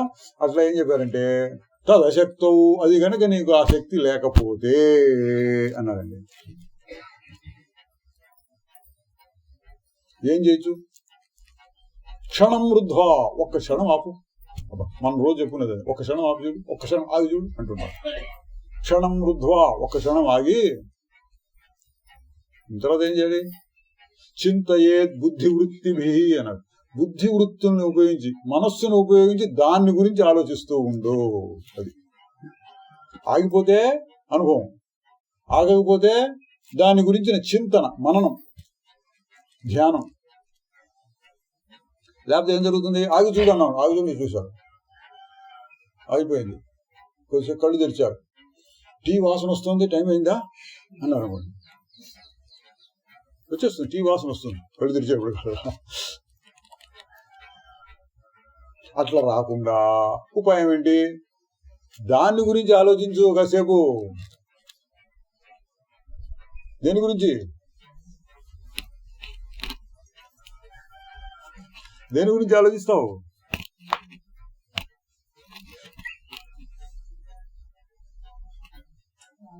దాని గురించి. దాని గురించి అంటే ఆగిపోయినప్పుడు ఏ స్థితి ఉందో దాని గురించి. శక్య సర్వ నిరోధేన సమాధిర్ యోగినాం ప్రియ. ఎక్కువసేపు ఆపితే సమాధుల స్థితి కలుగుతుంది. అంతసేపు ఆపలేకపోతే తదశక్తౌ క్షణం వృద్ధ్వా చింతయేద్ బుద్ధివృత్తిభి అన్నారండి. ఒక క్షణం ఆపి బుద్ధివృత్తుల్ని ఉపయోగించి దాన్ని ఆలోచించు. చింతయేద్ అని ఆలోచించు అంటే మనం మననము అని చెప్తూ ఉంటాం. అదే క్షణమృద్ధ్వా అని ఎందుకన్నా, అది కూడా ముఖ్యం మనకి. క్షణమృద్ధ్వా అని ఎందుకనంటే నీకు నమ్మకం కలగడం కోసం. శుద్ధ చైతన్యం ఒకటి ఉంటుంది అని నమ్మకం కలగాలంటే ఒక క్షణం అట్లా ఆగి చూడాలి. క్షణం ఆగటం కోసం ఏం చేయాలి? ముత్యాల దండలో ముత్యాన్ని వేరు చేసి చూసినట్లుగా ఒక సంకల్పాన్ని ఇంకో సంకల్పాన్ని అలా ఆపి చూడాలి. దాన్ని చాలా చెప్పు. ఇది చూసాం, అది చూసాం, మధ్యలో ఏముంది అన్నాం. ఓం గు రు, మధ్యలో ఏముంది అన్నాం. ఇవన్నీ టెక్నిక్. ఇంకా మీకు నచ్చింది ఏమి? లేకపోతే ఇంకోటి చెప్పాను ఇందాక, రాత్రిపూట లేచి అట్లా అంత నిశ్శబ్దంగా ఉంది. నిశ్శబ్దం ఏంటి? నిశ్శబ్దాన్ని చూద్దాం. నిశ్శబ్దం అంటే ఏంటి? అట్లా చూస్తుంటే కూడా మనసు ఆగిపోతుంది. ఇట్లా అనేక టెక్నిక్స్, ఏదో ఒక టెక్నిక్ మీకు నచ్చింది పెట్టుకోవచ్చు. అట్లా క్షణం వృద్ధ్వా, క్షణం ఆగి తర్వాత దాని గురించి ఆలోచించమన్నాడు. ఏం ఆలోచిద్దాం దాని గురించి? ఎట్లా ఆలోచిస్తామండి? ఆగిపోయిన స్థితి ఎప్పుడు ఉంటుంది? ఎన్నిసార్లు ఆగి చూసినా అదే ఉంటుంది. అది మార్పు లేకుండా ఉంటుంది. గాఢ నిద్రలో కూడా ఉంటుంది. దానికి మార్పు లేదు. పైన వచ్చే సంకల్పాలు మారుతుంటాయి. క్షణక్షణం మారిపోతూ ఉంటుంది. పైన వచ్చిన సంకల్పాలు అవన్నీ మారిపోతూ ఉంటాయి. అడుగునున్నటువంటిది అది దండలో దారం ఉన్నట్టుగా, పూసలో వెనకాల దారం ఉన్నట్లుగా మారని స్వరూపముడు ఎల్లప్పుడూ ఉంటుంది. అది ఎవరు? నేను. అదే నేను. ఎందుకని? మారిపోయేది నేనంటే నాకు ఇష్టం లేదండి. ఇష్టం కావాలంటే మారిపోయింది అని మీరు అంటే అనుకోండి. నాకు ఇష్టం లేదు. నేను మాట్లాడలేదు మన అనుభవంలో ఉంది. ఇప్పుడు చిన్నప్పటి నుంచి ఇప్పుడు నేను అనుభవంతో మాట్లాడుతున్నాను. ఉత్త మాటలు కాదు, అనుభవం కూడా ఉంది. నేను అదే నేనని. కాబట్టి నేను మారిపోయాను అంటే నాకే నమ్మకం లేదు, ఇష్టం లేదు. ఏది మారటం లేదో అదే నేను అనుకుంటాను. అనుకోవచ్చు, మంచిదే అనుకోవాలి. అదే నిజం. కాబట్టి ఇప్పుడు ఏం చేయాలి? ఇట్లా వేరు చేసి, ఇది వేరు చేయడం అంటే ఇది మొట్టమొదటి చెప్పాడండి. చిదాభాసుని అట్లా వేరు చేసి చూడు. క్షత్రజ్ఞ విభాగం చెయ్యి. ఎట్టాగు అంటే ఒక టెక్నిక్ ఇందో చెప్పాడు. అట్లా ఒక పూసను జరిపి మధ్యలో ఏముందో చూసుకో. ఇంకొక టెక్నిక్ కూడా వచ్చింది, గుర్తుందా మీకు? ఏం చెప్పాను? రూపము మొదలైన వాటి యందు గుణదోషములు లేకుండా చూస్తే శుద్ధ చైతన్యం ఉంటుంది. 2 టెక్నిక్స్ నేర్చుకోవచ్చు మనం ఇప్పుడు చదివిన దాంట్లో. ఒకటేంటి? ఒకదానికి మధ్యలో ఏముంటుంది? మనకి ఈ ఓం గురు శబ్దం మనకు తేలిగ్గా ఉంటుంది. శబ్దమే కావాలని లేదు. ఏదైనా సరే రెండింటి మధ్యలో ఇటు ఎక్కువ చేసుకోవచ్చు, కొంచెం కష్టం. లేదా ఇట్లా పెట్టుకోండి, మీ వేళ్ళు ఇట్లా పెట్టుకుని 2 వేళ్ళు ఉన్నాయి. ఈ వేలు, ఇది ఒక వేలు. 2 వేలు మధ్యలో ఏముంది అని చూశారనుకోండి, ఖాళీని చూస్తే సమయంలో మనసు ఎట్లా ఉంది? తూష్ణీం స్థితి. ఇట్లా కూడా పెట్టుకోవచ్చు, మీ ఇష్టం. మీరు కల్పించుకోండి. మిగతా మొత్తాన్ని తూష్ణీం స్థితి రావాలి. ఎన్నో రకాలు అది వచ్చిన అదొక పద్ధతి అయితే. ఇంకోటి ఏంటి? రూపాదో గుణదోషాది వివిస్తే కేవలాచిది. రూపముల యందు గుణదోషములు లేకుండా చూస్తే కేవల చైతన్యం కనపడుతుంది. గుణదోషం లేకుండా చూడటం అంటే ఏంటి? దాన్ని కూడా ఇందాక వివరించానట. కిటికీ అన్నప్పుడు ఉడుకు చూస్తూ ఉండటం. దాన్ని మహా అయితే కిటికీ అన్న పేరు రావచ్చు మనసు, అంతకంటే మించిపోకూడదు. కిటికీ బాగుందా బాగలేదా, కిటికీకి పెట్టినటువంటి గ్రిల్స్ ఎట్లా ఉన్నాయి, కిటికీ ఏ కలర్ పెయింట్ వేశారు, ఈ కలర్ పెయింట్ వేయకుండా ఆ కలర్ వేసి ఉంటే బాగుండేది కదా, ఇంకా కొంచెం గ్రిల్స్ ఇంత దూరంగా ఉన్న అందులో పిల్లులు దూరి లోపలికి రావచ్చు కదా, పిల్లులు ఎట్టా ఉన్న ఎలుకల మడుగు తప్పకుండా వచ్చేస్తాయండి, అంత ఖాళీ గ్యాప్ ఉంది అక్కడ. ఇటువంటివన్నీ ఆలోచించకుండా అంటే ఊరుకు చూసి ఊరుకుంటే అతనే ఉన్నాడు, గుణదోషములు లేకుండా చూస్తూ ఉంటే కేవల చైతన్యము ఉన్నది. ఇదొకటి. 2 టెక్నిక్ మళ్ళీ చెప్తాను ఏంటి 2 టెక్నిక్స్. ఒకటేమో సంకల్పానికి మధ్యలో ఏమున్నది, సంకల్పానికి కాదు మీకు కావాలంటే మనం శబ్దంతో ఎక్కువగా చేసాం, ఓం గురు యా గురు ఇట్లా ఒకదానికి మధ్యలో ఏముంది చూసాం. ఇంకోటి ఏం చెప్పాము, సంకల్పానికి మధ్యలో ఏముంది అదొకటి. రెండవది అన్నీ కనపడుతూ ఉన్నాయి, గుణదోషములను చూడకుండా చూడాలి, గుణదోషములు లేకుండా చూడాలి. గుణదోషములు పెట్టుకోకుండా చూడటం అంటే ఎట్లా, అది కూడా చెప్పాను. కిటికీ అని ఊరికే చూస్తూ ఉండటమే, కిటికీని గురించి ఆలోచించకుండా. మనిషిని చూసిన ఊరికే చూడటమే, వీడు మంచి మనిషా వాడు కాదు చూడకూడదు. 2 మనుషులు చూసి వీడు మనవాడు వీడు పరాయవాడు అనకుండా చూడాలి, అక్కడ ఊరుకు చూడాలి. క్రికెట్ మ్యాచ్ జరుగుతుంటే వీడు ఇండియా వాడు వీడు పాకిస్తాన్ వాడు అనకుండా చూడాలి, ఊరుకు చూడాలి. అది వివిక్త కేవలాచితి అంటే ఆ రకంగా మీరు చూస్తూ ఉంటే మనస్సు తూష్ణీం స్థితిలో ఉన్నట్టే, మనసు శుద్ధ చైతన్యం చూస్తూ ఉన్నటువంటి స్థితిలో ఉన్నట్టే. ఈ 2 అన్నమాట. ఈ 2 మనం అభ్యాసం చేయొచ్చు, సాధకులు ఉపయోగించి. ఏంటి, ఒకటి కొద్ది క్షణాలైనా సరే అట్లా ఆపి, క్షణం వృద్ధం అన్నారు, ఏకం ద్విత్రి క్షణేషు అన్నాడు, అయితే క్షణం వృద్ధం అన్నారు, అట్లా ఆపి మధ్యలో ఏముందని చూడటం ఒకటి. రెండవది ప్రపంచాన్ని చూస్తూ ఉన్నప్పుడు ముదరకుండా చూడాలి, ఇది మనస్సు ముదిరిపోకుండా రాగద్వేషములు అనేటువంటి స్థితిలో ముదరకుండా అటు ఊరికి చూడటం. అవసరమైతే కొద్దిగా పేరు పెట్టుకోవడం, మీరు ఫలానా వారు ఫలానా ఊరి నుంచి వచ్చేవారు, అది కూడా పర్వాలేదు. వీరు మంచివారు చెడ్డవారు అంతవరకు పోతే మళ్ళీ మొదలవుతుంది. గుణదోషములు చూస్తే ఆ శుద్ధ చైతన్య స్థితి జారిపోయి మళ్ళీ ఈ అహంకార చైతన్యంలోకి వచ్చినట్లు అవుతుంది. ఒక్కొక్కసారి అందులో కూడా రావాలి కదా అంటే ఏం చేస్తాం, వస్తే మళ్ళీ వెనక్కి తీసుకెళ్ళాలి. గుణదోషములు లేకుండా మళ్ళీ చేసుకోవాలి కాసేపు. గుణదోషములు లేకుండా ఎప్పుడెప్పుడు చేసుకుంటే అప్పుడప్పుడు ఆ స్థితి కనపడుతుంది. అంతా కలిపి అది ఇది చూస్తుంటే మనకి రావాల్సిన స్థితి ఏంటంటే ఒక నమ్మకం, ఒక ధైర్యం. ఏమని మారకుండా ఉండేది ఉండింది, ఉన్నది, ఉండబోతోంది, అది లేకుండా ఉండదు, ఎప్పుడు ఉంటుంది, దానికి అసలు లోపం అనేది ఉండదు. అవ్యయ స్వరూపము, దానికి నాశం లేదు, అవినాశి అటువంటి మాటలు చెప్పారు. దాన్ని ప్రతిక్షణం అట్లా చూస్తూ ఉండాలని లేదు, ఆ నమ్మకం ఉండాలి. చెప్పిన మనకి బ్యాంకులో డబ్బు ఉంది అని నమ్మకం ఉంటే చాలు మీకు. పూర్వం అయితే బ్యాంకుకి వెళ్ళి డబ్బు తెచ్చుకోవాలి, బ్యాంకు తెరిచినాక రాత్రి కూడా కుదరదు. తర్వాత ఏటీఎంలు వచ్చినాయి, తర్వాత ఇప్పుడైతే గూగుల్ పేలు వచ్చినాయి. ఏదో రకంగా మనం డబ్బు మన దగ్గర ఉండదు, బ్యాంకులో ఉందంటే ఒక ధైర్యం ఉంటుంది. అట్లా ఒక ధైర్యం. ఏం ధైర్యం ఇప్పుడు మనకు కావాల్సింది, నేను మారటం లేదు. మారడం ఎట్లా ఉంటుంది, కోటి జీవులు, కోటి వస్తువులు, కోటి ఘటనలు, కోటి భ్రమలు. మన జీవితం అంటే ఇట్లా ఉంటుందండి. కోటి జీవులు, మన జీవులు అంటే మనుషులు, జంతువులు, ఇటువంటివన్నీ ప్రాణులు. కోటి జీవులు, కోటి వస్తువులు, ప్రాణం లేనివి. కోటి ఘటనలు, వ్యవహారాలు జరుగుతూ ఉంటాయి. కోటి భ్రమలు, వ్యవహారం లేకుండా జరిగినట్టు అనిపిస్తూ ఉంటుంది భ్రమలు. కలయందున్నవలే కదలుచుండగా కదలకుండగా కాంచు సాక్షి. కలలోలే కదులుతూ ఉంటాయిట, నువ్వు కదలకుండా కాంచు సాక్షివి. కదలకుండా చూస్తున్నావు. ఎవరు చూస్తున్నావు చుట్టలేదా, ఆ నమ్మకం రావాలండి. దీన్ని మనం పరిశీలన చేయాలి. అయ్యో ఆలోచన వచ్చింది, భయపడక్కర్లా. ఆలోచన వచ్చింది, పోయింది. ఓ మనిషి కనపడ్డాడు, అయ్యే చిచి వీడి మొహం చూసాను పొద్దున్నే లేచి అనుకోకర్లా. పోతుంది ఆ దృశ్యం. పొద్దున్నే లేచి పిల్లిని చూస్తే ఏమవుతుందండి, ఆ రోజంతా ఉపవాసం ఉంటారా, ఏముండదు, చక్కగా తిని కూర్చుంటారు. ఊరికి అనుకుంటారు పిల్లి కనపడితే ఏమవుతుందో అని. ఏం కాదు.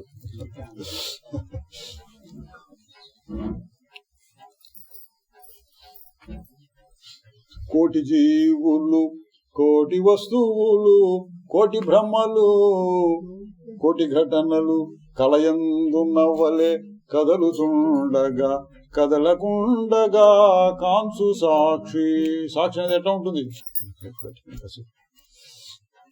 కదలకుండగా కాంసు సాక్షి. సాక్షి అటు కదలకుండా వస్తుంది. దాన్ని గుర్తించాలి.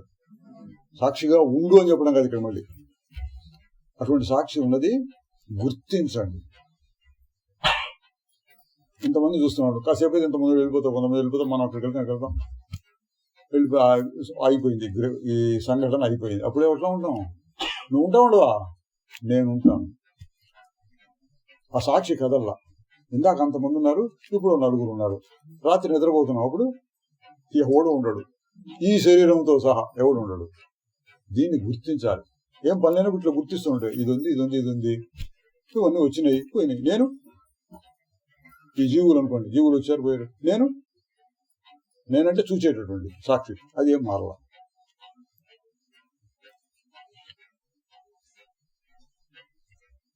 కోటి ఊహలు బయట వేస్తూ జీవులు ఘటనలు ఇవన్నీ చూసినట్టుగా లోపల ఏదో క్రియేట్ చేసుకున్నాం, సృష్టించుకొని చూస్తూ ఉంటాం మనం. అది ఇంకా ఎక్కువ. అది బయట దీన్ని చూసేదానికి ఇంకా ఎక్కువ. ఒక్కోసారి ఎట్లా ఉంటుందంటే బయట దీన్ని చూస్తున్నట్టుగా ఉంటుంది, లోపల పడి ఇంకోటి ఏదో సృష్టి జరుగుతూ ఉంటుంది. గాలిలో మేడలు, పగటి కళలు ఇట్లా చెప్తూ ఉంటారు. లోపల ఏదేదో ఆలోచించుకుంటూ ఉంటాం. అయితే ఏంటి? అవి కూడా వచ్చిపోతూ ఉన్నాయి అని తెలుసుకోవాలి. రాకూడదు అని మీరు గట్టి పట్టుదల పెట్టి సమాధితులు అట్లా ఆపేసి కూర్చుంటాం. అక్కర్లా. ఏమనొచ్చు? వచ్చినాయి పోయినాయి అని తెలుసుకుంటూ ఉంటే చాలు. కోటి ఊహలు కోటి చింతలు అంటే అయిపోయింది దాని గురించి ఊరికి అయ్యో ఇట్లయింది అట్లయింది ఇట్లయింది ఇట్లయింది బాధపడుతుంది చింత.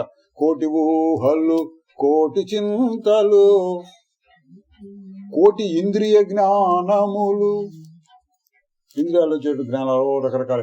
మనం ఊరికే చూస్తున్నాం, ఇక్కడ ఇది చూస్తున్నాం, ఇట్లా ఎదురుకుంటే చూస్తున్నాం అనుకోండి, అది ఒకటే కాదు జ్ఞానం. పక్క చూపు అంటారు. ఇటు నుంచి కూడా ఏదో కనపడుతుంది, ఇటు నుంచి స్పష్టంగా కాబట్టి ఇటు నుంచి కూడా ఏదో కనపడుతూ ఉంటుంది. అట్లాగే మాటలు కూడా మన ఇద్దరం మాట్లాడుకుంటూ ఉంటే పక్క వాళ్ళు ఎవరో మాట్లాడుకుంటున్నారు, అవి కూడా చెవుల్లో పడుతుంటాయి, కానీ మనం పట్టించుకోం. ఇట్లా జరుగుతూ ఉంటుంది. మనం పట్టించుకునేది ఒకదాన్ని పట్టించుకుంటాం. అట్లా కోటి ఊహలు కోటి చింతలు కోటి ఇంద్రియ జ్ఞానములు. పొద్దున సాయంత్రం ఎన్ని ఇంద్రియ జ్ఞానములు, కన్ను ముక్కు చెవి ఎన్నెన్నో తీసుకొస్తూ ఉంటాయి. వాటన్నిటిని జల్లెడ పెట్టండి ఉంటాం, ఫిల్టర్ జల్లెడ పెట్టేసి ఏవో కొన్నిటిని మాత్రం మనం గ్రహిస్తాం. తక్కినవి వస్తుంటే పోతుంటే మనకు తెలియకుండానే కనపడి తెలియకుండానే వదిలేస్తుంటుంది. అవసరం లేదు, వదిలేస్తుంటాం. రోడ్డు మీద పోతుంటే ఎన్ని గడ్డి పరకలు కనపడతాయి, లెక్క పెట్టుకుంటూ పోతారా? అన్ని కనపడతాయి, కానీ పట్టించుకోం, వెళ్ళిపోతుంటాయి. మనం ఏదో వేరే ఆలోచించుకుంటూ పోతూ ఉంటాం. ఇట్లా ఇంద్రియ జ్ఞానములు కోట్లు వస్తుంటాయి ఒక రోజులోనే. కోటి ఇంద్రియ జ్ఞానములు చిత్తమందున చలగి అణగుచు శూన్యమగుటను చూచు సాక్షి. వచ్చి తర్వాత ఏమవుతున్నాయి అండి చెప్పండి. తర్వాత ఏమవుతున్నాయి? శూన్యమైపోతున్నాయి. శూన్యం లేకుండా పోతున్నాయి. ఇంద్రియ జ్ఞానం ఊహించుకున్నా, అది ఏం ఊహించుకుంటారా మీరు?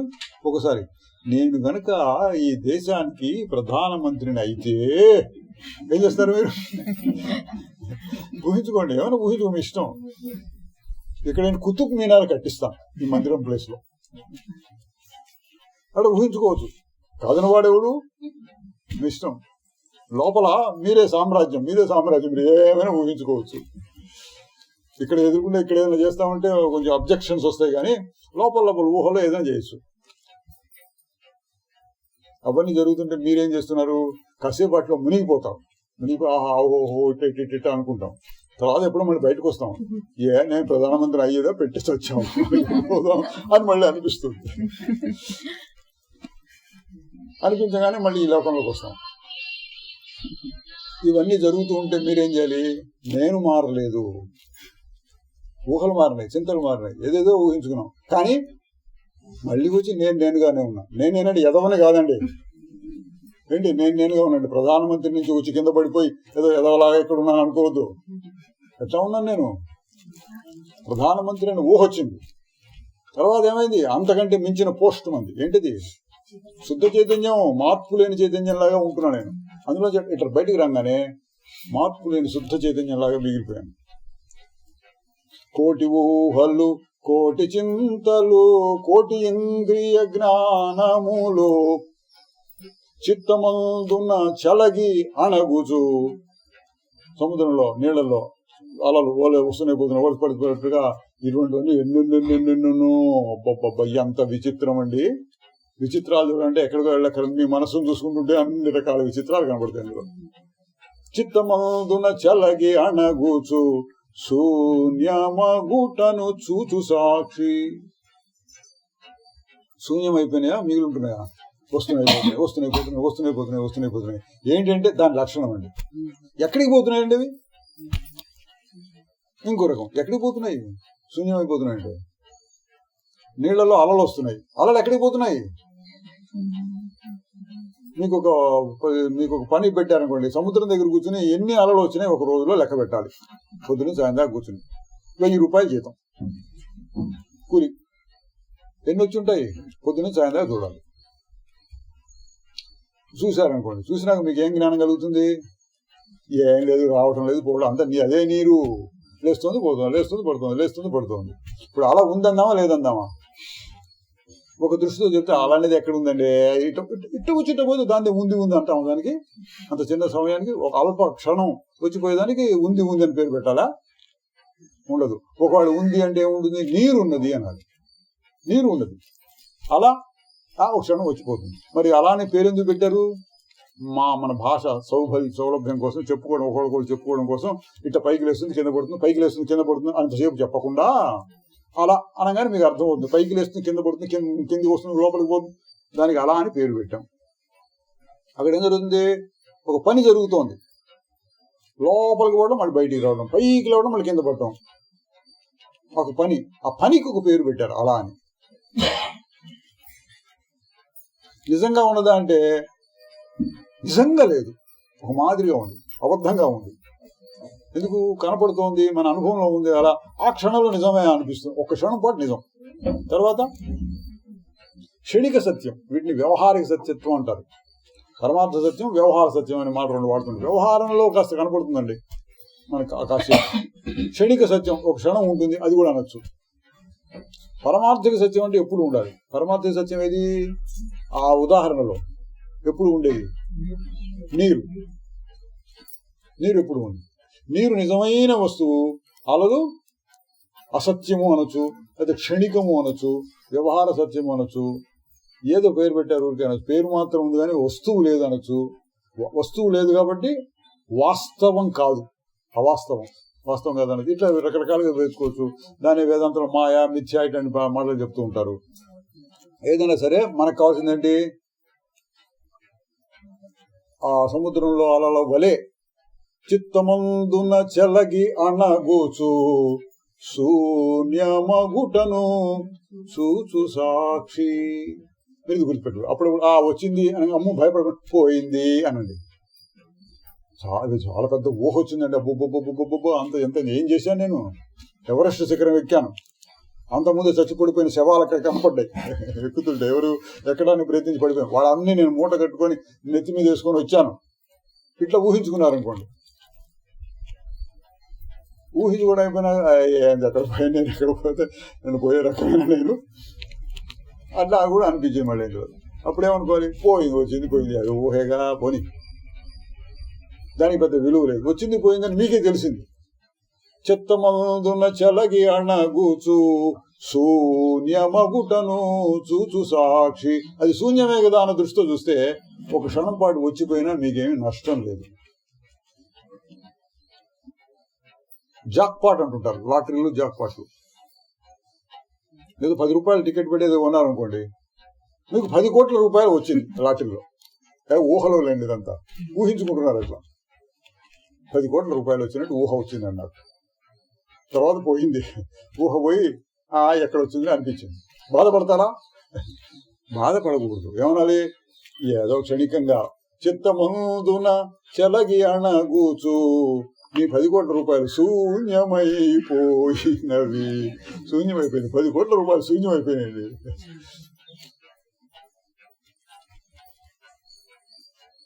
ఊహల్లో ప్రపంచం అంతా అంతే, ప్రపంచం అంతా ఊహే. ఇది ఇట్లా ఉంది, ఇది ఇట్లా ఉంది, ఇది ఇట్లా ఉంది, ఇది ఇట్లా ఉంది, ఇట్లా ఉన్నదనే భావన చే ఉండునట్టిది ఉనికేదని తరచి చూడ ఉత్తదైపోవున్నది. ఈ ఆర్గ్యుమెంట్ క్రమంగా తీసుకొస్తే ప్రపంచం అంతా అంతే. ఒక క్షణం కనిపిస్తుంది, పోతుంది. ఒక క్షణం ఇట్లా ఉందనుకోండి, మరో క్షణంలో ఏముంటుంది, ఎంతో మార్పు వచ్చింది. ఇక్కడే మనుషులు ఇట్లా అనేవాళ్ళు, ఇట్లా కొనవాళ్ళు, ఇట్లా అనేవాళ్ళు, కొందరు మార్పులు వస్తున్నాయి ఇక్కడిక్కడే.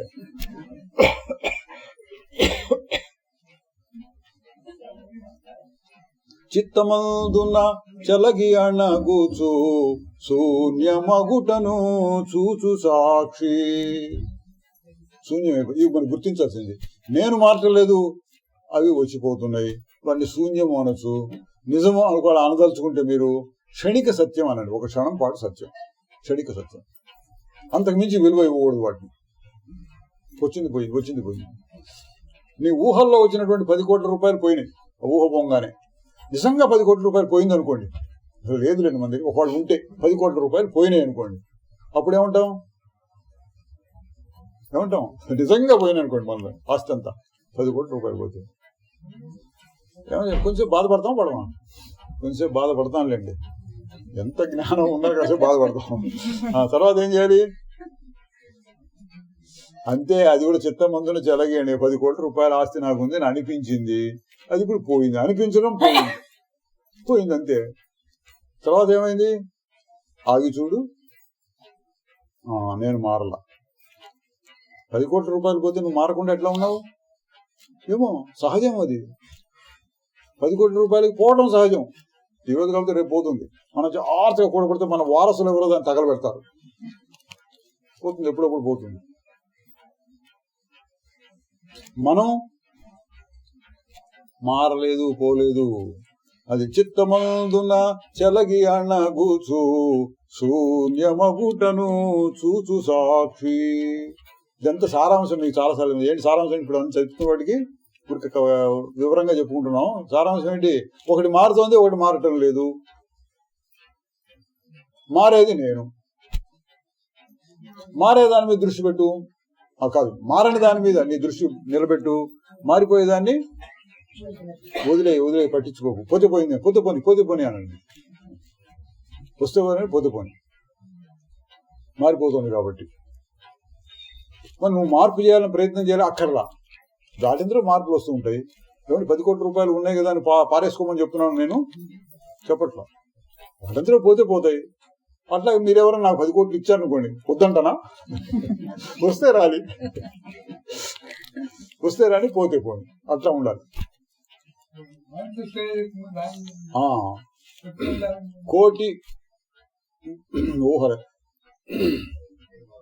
కోటి బాధలు, కోటి సుఖములు, కోటి వికారములు. మన ప్రపంచం అంతా ఎట్లా ఉందండి? బాధలు, సుఖాలు. ఫైనల్ గా కోటి బాధలు, కోటి సుఖములు, కోటి వికారములు. వచ్చినే రాలేదా మనకి? కోటి వికారాలు. ఇట్లా లేదు, అట్లా లేదు. మనసులో మార్పులు, మంచి చెడులు అంటాం, సుఖాలు, ఇవన్నీ వచ్చి ఏమైనాయి? అవి పోయినాయి. నువ్వు ఏమైనా అయినావా? నేనేమీ కాలేదు.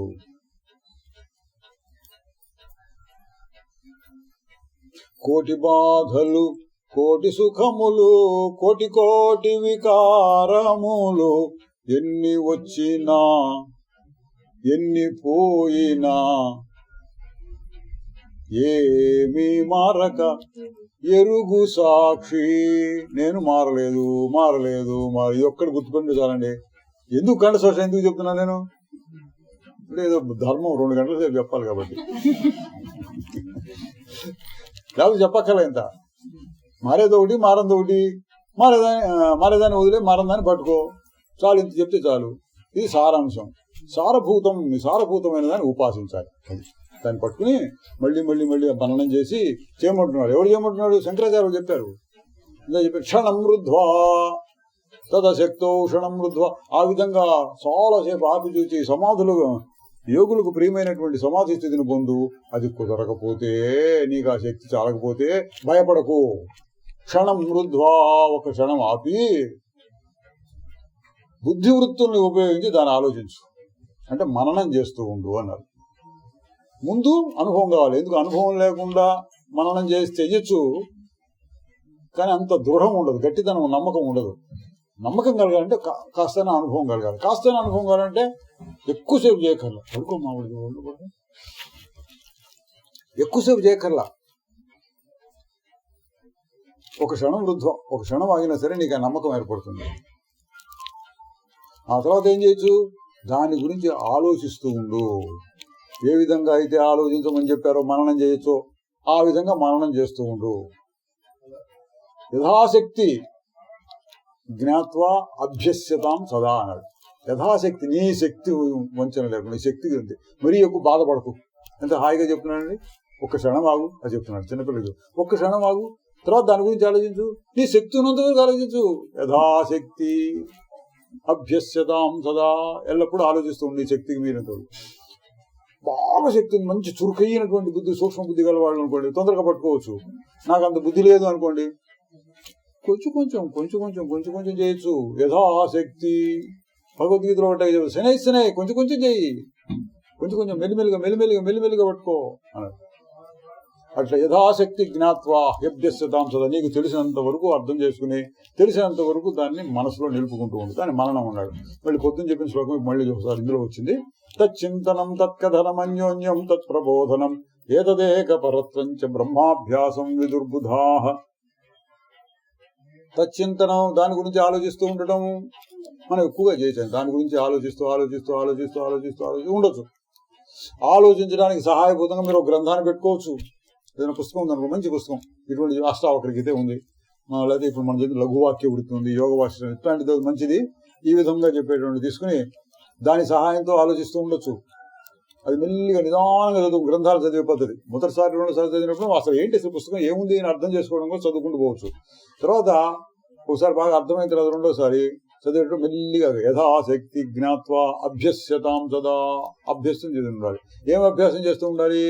నేను మారలేదు అన్న మాట వచ్చింది అనుకోండి, స్కిప్, దాని వెంటనే పక్కకు వచ్చి నేను మారలేదు అనుకోండి, నెక్స్ట్ ఇంకో దానికి వెళ్ళటం కాదు. నేను మారటం లేదు అన్నది అందుకు ఆగి, నేను మారలేదు. ఎట్లా మారలేదు? కారణితుల్లో ఉన్నాను, మెలకు వచ్చినప్పుడు తూష్ణం స్థితిలో కూడా ఉన్నాను, మనసు ఆగిపోయినప్పుడు ఉన్నాను. ఒక క్షణం ఆగితే ఒక క్షణం కూడా నాకు తెలుస్తుంది. మరి తక్కిన క్షణాల్లో ఉంటాను కూడా, తక్కిన క్షణంలో కూడా ఉంటాను. ఎట్లా ఉంటాను? ముత్యాల దండలో దారం ఉన్నట్టుగా ఉంటా. ఇవన్నీ మళ్ళీ మననం చేయడం అన్నమాట అండి. ఈ విధంగా మననం చేసి, ఒక మాట చాలు, మననం చేసి మళ్ళీ మీరు ఆ జ్ఞాపకాన్ని పెంచుకోవాలి, దాన్ని గట్టి చేసుకోవాలి. ఈ ప్రపంచం నిజం అని మనకు ఎందుకు అనిపిస్తోంది? ఉన్నదనే భావన చే ఉండునట్టిదే అన్నాడు. నువ్వు ఉంది 1,00,000 సార్లు, 1,00,00,000 సార్లు, 10 కోట్ల సార్లు, 100 కోట్ల సార్లు అనుకున్నావు, గట్టిపడిపోయింది. చిన్నప్పటి నుంచి మనకు నేర్పారనుకోండి, ఇది లేదురా, ఇది లేదు అని నేర్పారనుకోండి ప్రపంచాన్ని, మనకి ఎట్లా ఉండేది అప్పుడు? ఉంది నీ పేరు ఇది అని అందరు పిలుస్తున్నారు. నా పేరు ఇది అసలు నీకు పేరు లేదురా నేర్పారనుకోండి, అప్పుడు ఇంకెట్లా ఉండేది? ఇంకో రకంగా ఉండేది ప్రపంచం. మనం అన్ని నేర్చుకున్నాం. ఉన్నదనే భావన చే ఉండునట్టిది ఉనికేదని తరచి చూడ ఉత్తదైపోవున్నది. ఏంటి నా పేరేంటండి? అసలు పేరేంటి? చర్మం మీద రాసిందా? గుండెకాయ మీద రాసిందా? జుట్టులో రాసిందా? ఏంటి నా పేరేంటి? అసలు పేరేంటి? ఊహేగా, ఊహల్లో కనిపించే రూపమేగా. నేను అనుకుంటున్నా, ప్రతివాడు అంటున్నాడు, ఆధార్ కార్డు మీద కూడా రాస్తున్నాడు. అంత మాత్రం చేసి నేను పేరా? ఏంటి పేరంటే ఏంటి? ఇది ఆలోచిస్తే ఉనికేదని తరచి చూడ ఉత్తదైపోవున్నది, నాకేమీ లేదు. ఇక మనకి అవి ఉండే రకరకాల సొసైటీలో ఆడ మగ, ఫలానా కులము, ఫలానా జాతి, ఫలానా ధర్మం, నాకు ఫలానా సంఘంలో నా స్థాయి, పరపతి, ఆస్తిపాస్తులు, ఇంతమంది కుటుంబం, ఇవన్నీ కూడా ఉన్నదనే భావన చే ఉండునట్టిది ఉనికేదని తరచి చూడ ఉత్తదైపోవున్నది. అవన్నీ ఎక్కడున్నాయి? ఇవన్నీ కూడా చిత్తమాదున చెలగియాణ కూచు శూన్యమైపోవును. అవన్నీ శూన్యమైపోతున్నాయి. ఉనికి ఏదైనా తరచూడు ఉత్తదైపోతాయి ఇవన్నీ. ఇది అర్థం చేసుకుని ఒకే ఒక వస్తువు ఉంది మారకుండా ఉండేది, అది నేను. ఎవడన్నా వచ్చి ఇవంతా తగాదు పెట్టినాడు, ఏంటారు అది నేను అది అంటారు అనుకోండి. అప్పుడు ఏం చేస్తారు మీరు? నేను మారకుండా ఉండే స్వరూపం అని మీరు అన్నారు. ఇంకోటి ఎవడో వచ్చి కాదు నేను మారకుండా ఉండే స్వరూపం అన్నాడు అనుకోండి, తగాదు పెట్టుకుంటారా? ఏం చేద్దాం? అడుగుతారండి ఒకసారి అట్లా. అంటే మీరు ఏం చేస్తారు? రైట్ అనండి, అంతే. రైట్ కొట్టండి. నువ్వు మారిన స్వరూపం, నేను మారిన స్వరూపమే, తగదేముంది అందులో. కాదు నేను ఒక్కడిని మారిన స్వరూపం అని అనుకోండి, సరే అనుకోని ఇష్టం. అంతా మారిన స్వరూపమే. ఎక్కడ? లోతుగా చూసినప్పుడు. పొద్దున మాట అగాధ బుద్ధి అన్నాడు. బాగా లోతుగా చూస్తే మారని స్వరూపం ఉంటుంది. పైపైన చూస్తే చలనాలు ఉంటాయి. సముద్రంలో అలలు వస్తున్నాయి అనుకోండి, బాగా లోతుగా వెళ్ళి చూశారనుకోండి, ఏముంటాయి? అట్టడుగున దొరికి ఉత్త నీరు ఉంటుంది, కదలిక లేదు. పైకి వస్తున్న కొద్దీ చలనం పెరుగుతుంది. మీరు అట్లా బుద్ధి, అగాధ బుద్ధి బాగా లోతుకి వెళ్ళి చూశారనుకోండి, మీ మనసులో ఏముంటుంది? శుద్ధ చైతన్యం, కదలికలేని శుద్ధ చైతన్యం. దాన్ని చూడటం నేర్చుకోవాలి. దేవుని చూడటం నేర్చుకునే పద్ధతులు ఇది. ఇట్లా చూడు కొద్దిపాటి అనుభవం కలిగినా చాలు, దాన్ని ఉపయోగించుకుని ఆ నమ్మకంతో తచ్చింతనం దాన్ని చింతిస్తూ ఉండు, తత్ కథనం దాని గురించి చెప్తూ ఉండు. ఎవడైనా కనపడితే చెప్పు, ఎవడు లేకపోతే మీకు చెప్పుకోండి. అర్థం తీసి పెట్టుకుని అర్థానికి చెప్పుకుంటూ ఉండండి. అదే సెల్ ఫోన్ రికార్డ్ చేయండి. మీరు చెప్పుకుని సెల్ ఫోన్లో రికార్డ్ చేసి మళ్ళీ తర్వాత మీరే వినండి. మొదటిసారి చెప్పినప్పుడు మీరెవడికో చెప్పినట్టు, దాన్ని రీప్లే చేసినప్పుడేమో ఎవడో మీకు చెప్తున్నట్టు అనుకోండి. ఇవన్నీ ఊరికే ఏదైనా చేసుకోవచ్చు. ఇటువంటి ట్రిక్స్ ఏమైనా పెట్టుకోవచ్చు. తచ్చింతనం తత్కథనం దాన్ని చెప్తూ ఉండటం, నీ అంతా నువ్వు ఆలోచించుకోవడం, ఇంకొకటి చెప్పడం. అన్యోన్యం తత్ప్రబోధనం, ఒకళ్ళకొకళ్ళు చెప్పుకోవడం. నువ్వు చెప్పడం ఊరుకుంటాడు వాడు, నేను మధ్యలో కట్ చేసి వాడు చెప్పడం మొదలు పెడతారు. సరే వీరు వాడు చెప్తే విను, నువ్వు చెప్తే వాడు వినాలి, వాడు చెప్తే నువ్వు వినాలి. ఇట్లాంటి వాళ్ళందరూ కొంత సంఘంగా ఏర్పడి ఒకళ్ళకొకళ్ళు చెప్పుకుంటూ ఉంటాం. సత్సంగము అంటున్నాం మనం. ఒకళ్ళకొకళ్ళు చెప్పుకుంటూ ఉంటే ఏం జరుగుతుంది? గట్టి పడుతుంది. గట్టి పడితే ఏం జరుగుతుంది? అది బ్రహ్మాభ్యాసం ఈ విధంగా చేయడం. అది గట్టి పడుతుంది. గట్టి పడితే ఏమవుతుంది? పొద్దున వచ్చింది ఆ మాట, చిద్వాసన అన్నారు. చైతన్యము, నేను మారని స్వరూపం అనేది గట్టిగా నిలబడిపోయి అది కూడా ఒక వాసనలాగా తయారవుతుంది. నేను దేహం అనుకోవడం ఎంత గట్టిగా మనలో పడిపోయి ఉన్నదో అట్లా నేను చైతన్యం అనేది గట్టిగా పడాలి. దాన్ని చెప్పారు దేహాత్మదీవత్ బ్రహ్మాత్మదీదాభ్యేన కృతకృత్యత. చివరి శ్లోకం ఫలశ్రుతిలో చెప్పాడు. దేహం నేను అనే బుద్ధి నీకు ఇప్పుడు ఎంత గట్టిగా ఉన్నదో అంత గట్టిగా బ్రహ్మ నేను అనుకోవాలి. బ్రహ్మ అంటే ఏంటి? దేవుడు అని మామూలుగా చెప్పాను. దేవుడు అనే అర్థం తీసుకుంటే మీరు కంగారు పడతారు. మామూలు ఇందులో చెప్పిన అర్థం చేసుకోండి. నిర్వికల్పం, నేను మారని స్వరూపం, అది పెట్టుకోండి చాలు. బ్రహ్మ అంటే నేను మారని స్వరూపం అనే బుద్ధి అంత గట్టిగా రావాలి. అంత గట్టిగా రావాలంటే ఏం చేయాలి? అభ్యాసం చేయమన్నాడు. ప్రాక్టీస్. ఏమేమి అభ్యాసం చేసామంటే మనం చిన్నప్పటి నుంచి పళ్ళు తోముకోవడం అభ్యాసం చేసామా? దాని పుట్టకతో వచ్చిందా? పుట్టకతో వచ్చింది ఒకటే ఒక లక్షణం అండి, పాలు తాగటం. తల్లి రొమ్ము పాలు శిశువుని పెడితే అని పాలు పీల్చుకుంటుంది చిన్న శిశువు కూడా. అదొకటి. అభ్యాసం లేకుండా ఎక్కడో మరి పాత జన్మల స్మృతో లేక ఏదో ఎట్లా వచ్చింది. అన్ని జంతువులు, మనుషుల్లోనే కాదు, ఆ శిశువు పాలు తాగుతుంది. ఆ పీల్చే శక్తి వస్తుంది పుట్టకతోటి. తక్కినవన్నీ వాటందరూ క్రమంగా మన అభ్యాసం. పళ్ళు దోమ కూడా మనం నేర్చుకోవాలి. అన్నం తింటాం నేర్చుకోవాలి. ఎన్నో అన్నం నవ్వురు తిరు, ఇట్ట పెట్టి నవ్వులు, ఇట్ట పెట్టి బాగా నవ్వులు తినాలిరా, ఇట్లా చెబుతుంటారు చూడండి. ఇవన్నీ అభ్యాసం చెప్తున్నాం. బట్టలు వేసుకోవడం చేత కాదు, వేసుకోవడం నేర్పాలి. స్నానం చేయడం నేర్చుకోవాలి. వంకాయలు తరగడం నేర్చుకోవాలి. పొయ్యి చేయడం నేర్చుకోవాలి. పాలు కాచడం, పాలని తోడుపెట్టి పెరుగుగా చేయడం అన్నీ తెలుసుకోవాలి, నేర్చుకోవాలి. అభ్యాసం ఏదైనా అభ్యాసం చేయాలి. ఇంకా పెద్ద అభ్యాసం అంటే బొమ్మలు గీయడం నేర్చుకో, డ్రాయింగ్ అని అనుకోండి. బాగా అభ్యాసం చేస్తుంది ఇంకా బాగా వస్తుంది. పాటలు పాడటం ఎన్ని సంవత్సరాల పాటు నేర్చుకున్నారు మీరు? ఫలానా గురువు గారి దగ్గర 5 సంవత్సరాల పాటు నేర్చుకున్నాను. పాడు, వినలేరు మీరు. అట్లా ఉంటుంది. అభ్యాసం చేయాలి. సంగీతం, నాట్యం అభ్యాసం చేయాలి. ఏదైనా సరే. తెలుగు భాష బాగా నేర్చుకున్నాం. ఏం నేర్చుకున్నారు? తెలుగు భాష బాగా నేర్చుకున్నారు. మీరు అల్లసాని పెద్దన గారి కవిత్వం చెప్పగలరా 2 పద్యాలు అన్నారు అనుకోండి. అభ్యాసం చేయాలి దాన్ని చెప్పాలంటే.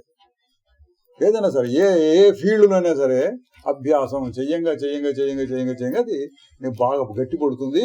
ఇంకా మెరుగు అవుతూ ఉంటుంది. క్రమంగా పరిపూర్ణత వస్తూ ఉంటుంది. మరి ఈ రంగంలో కూడా అంతేను. అది సహజమైందే అనుకుంటున్నప్పటికీ ఆ సహజమైన దాన్ని గుర్తించి నిలబెట్టుకోవడంలో, మరపు లేకుండా చేసుకోవడంలో అభ్యాసం కావాలి. ఎటువంటి అభ్యాసం? ఇంత చెప్పాడు. తచ్చింతనం తత్కథనమన్యోన్యం తత్ప్రబోధనం ఏతదేక పరత్వంచ. ఏకపరత్వం పొద్దునుడు ఏకపరత్వం, అదే రందులో ఉండటం బ్రహ్మాభ్యాసము అని పెద్దలు చెప్పుతున్నారు. బ్రహ్మాభ్యాసం ఇది ఎక్కడ వరకు చేయాలి? దేహాత్మధేయవత్ బ్రహ్మాత్మది దార్ఢ్యే. దేహాత్మ బుద్ధి ఇప్పుడు ఎట్లా ఉందో, నేను అంటే సింపుల్గా చెప్పండి, నేను మారిపోతున్నాను ఇదవుతుంది అనే బుద్ధిలో స్థానంలో నేను మారట్లేదు అన్నట్టుగా మీరు స్ట్రాంగ్ గా రావాలి. ఏదో కథ చెప్తారు, పెట్టే కథండి. అలెగ్జాండర్ చక్రవర్తి భారతదేశానికి వచ్చాట. ఆయనకి ఎవరు భారతదేశంలో పెద్ద పెద్ద జ్ఞానులు ఉంటారు, నేర్చుకోనట. సరే ఆ మంత్రి గారిని పంపించేట, వెతుకు ఎక్కడెక్కడెక్కడో కూడా ఉన్నాడని. అట్ట చూసుకుంటూ పోయి చెట్టు కింద కూడా బట్టలు కూడా లేకుండా వెళ్ళి ధ్యానం చేసుకుంటాడు. వీడు కూడా మహాత్ములాగా ఉన్నాడేమో అనుకుని కొంచెం పలకరించి చూస్తే కళ్ళు చేసి ఇటు చూసేట.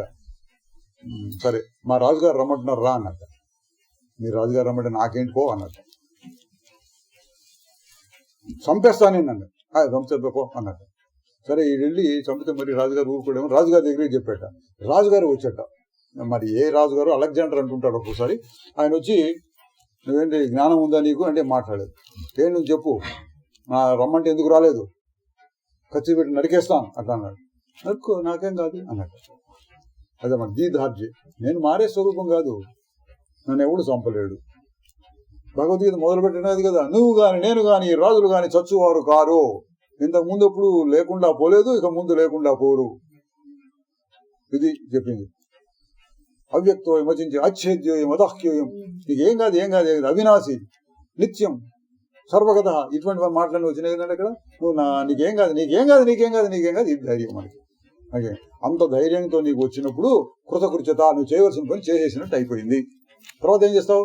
కాలు మీద కాలేసుకొని కూర్చో, చేయవలసిన పని అయిపోయింది. ఎప్పుడు మారని స్వరూపం నేను అని గట్టి నమ్మకం ఏర్పడ్డప్పుడు దానికోసంగా అభ్యాసం చేయమన్నారు. ఏంటి అభ్యాసం, ఏం సాధన అంటే ఇది సాధన. నీకు అటువంటి స్థితి కలిగేటప్పటి వరకు దాన్ని చేస్తూ ఉండాలి. తర్వాత కృతకృత్యత వచ్చేసింది.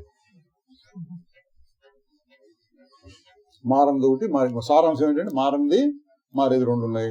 మారని స్వరూపం నేను, మారేదాంతో మనం పట్టించుకోకుండా మారని దాని మీద దృష్టి పెట్టడం అంటే రకరకాలుగా అదే ఆలోచించు వాడికి చెప్పు, వీటి చెప్పు. ఇప్పుడు చూసిన పుస్తకం చదువుకున్నా, అదే ఒకరిని చెప్తున్నా, వింటున్నా. ఇప్పుడు మనకి కొత్త వచ్చినాయి కదా, ఇవి యూట్యూబ్లు వింటూ ఉండడం. ఇటువంటి ఏ టెక్నిక్ అయినా పెట్టుకొని అదే రందులో ఉంటూ ఉంటే మనసులో నాకు నిలబడిపోయిందంటే ఏం చేయకదండి. అవి ఇవి చేయాలని ఏం లేదు. మనసులో నిలబడటం కోసం అన్ని చేస్తున్నాం. మనసులో నిలబడిపోతే ఇంకేం చేయక్కర్లేదు. ఆ దార్ఢ్యం, దృఢత్వం కలిగే వరకు చేస్తూ ఉండు అనేటువంటి సారాంశం అండి. ఇన్ని 18 శ్లోకాలు మొత్తం ఈ లఘువాక్య వృత్తి అనే దాంట్లో సారాంశం అంతా వచ్చింది. మనం ప్రతిరోజు చెప్పుకుంటూనే ఉన్నాం. మళ్ళీ ఒకసారి ఈ రూపంలో చెప్పుకున్నాం. చిదానంద రూప శివోహం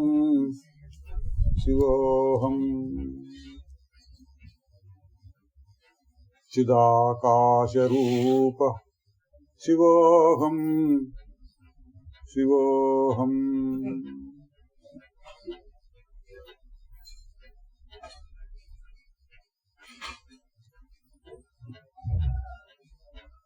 ఓం తత్సత్.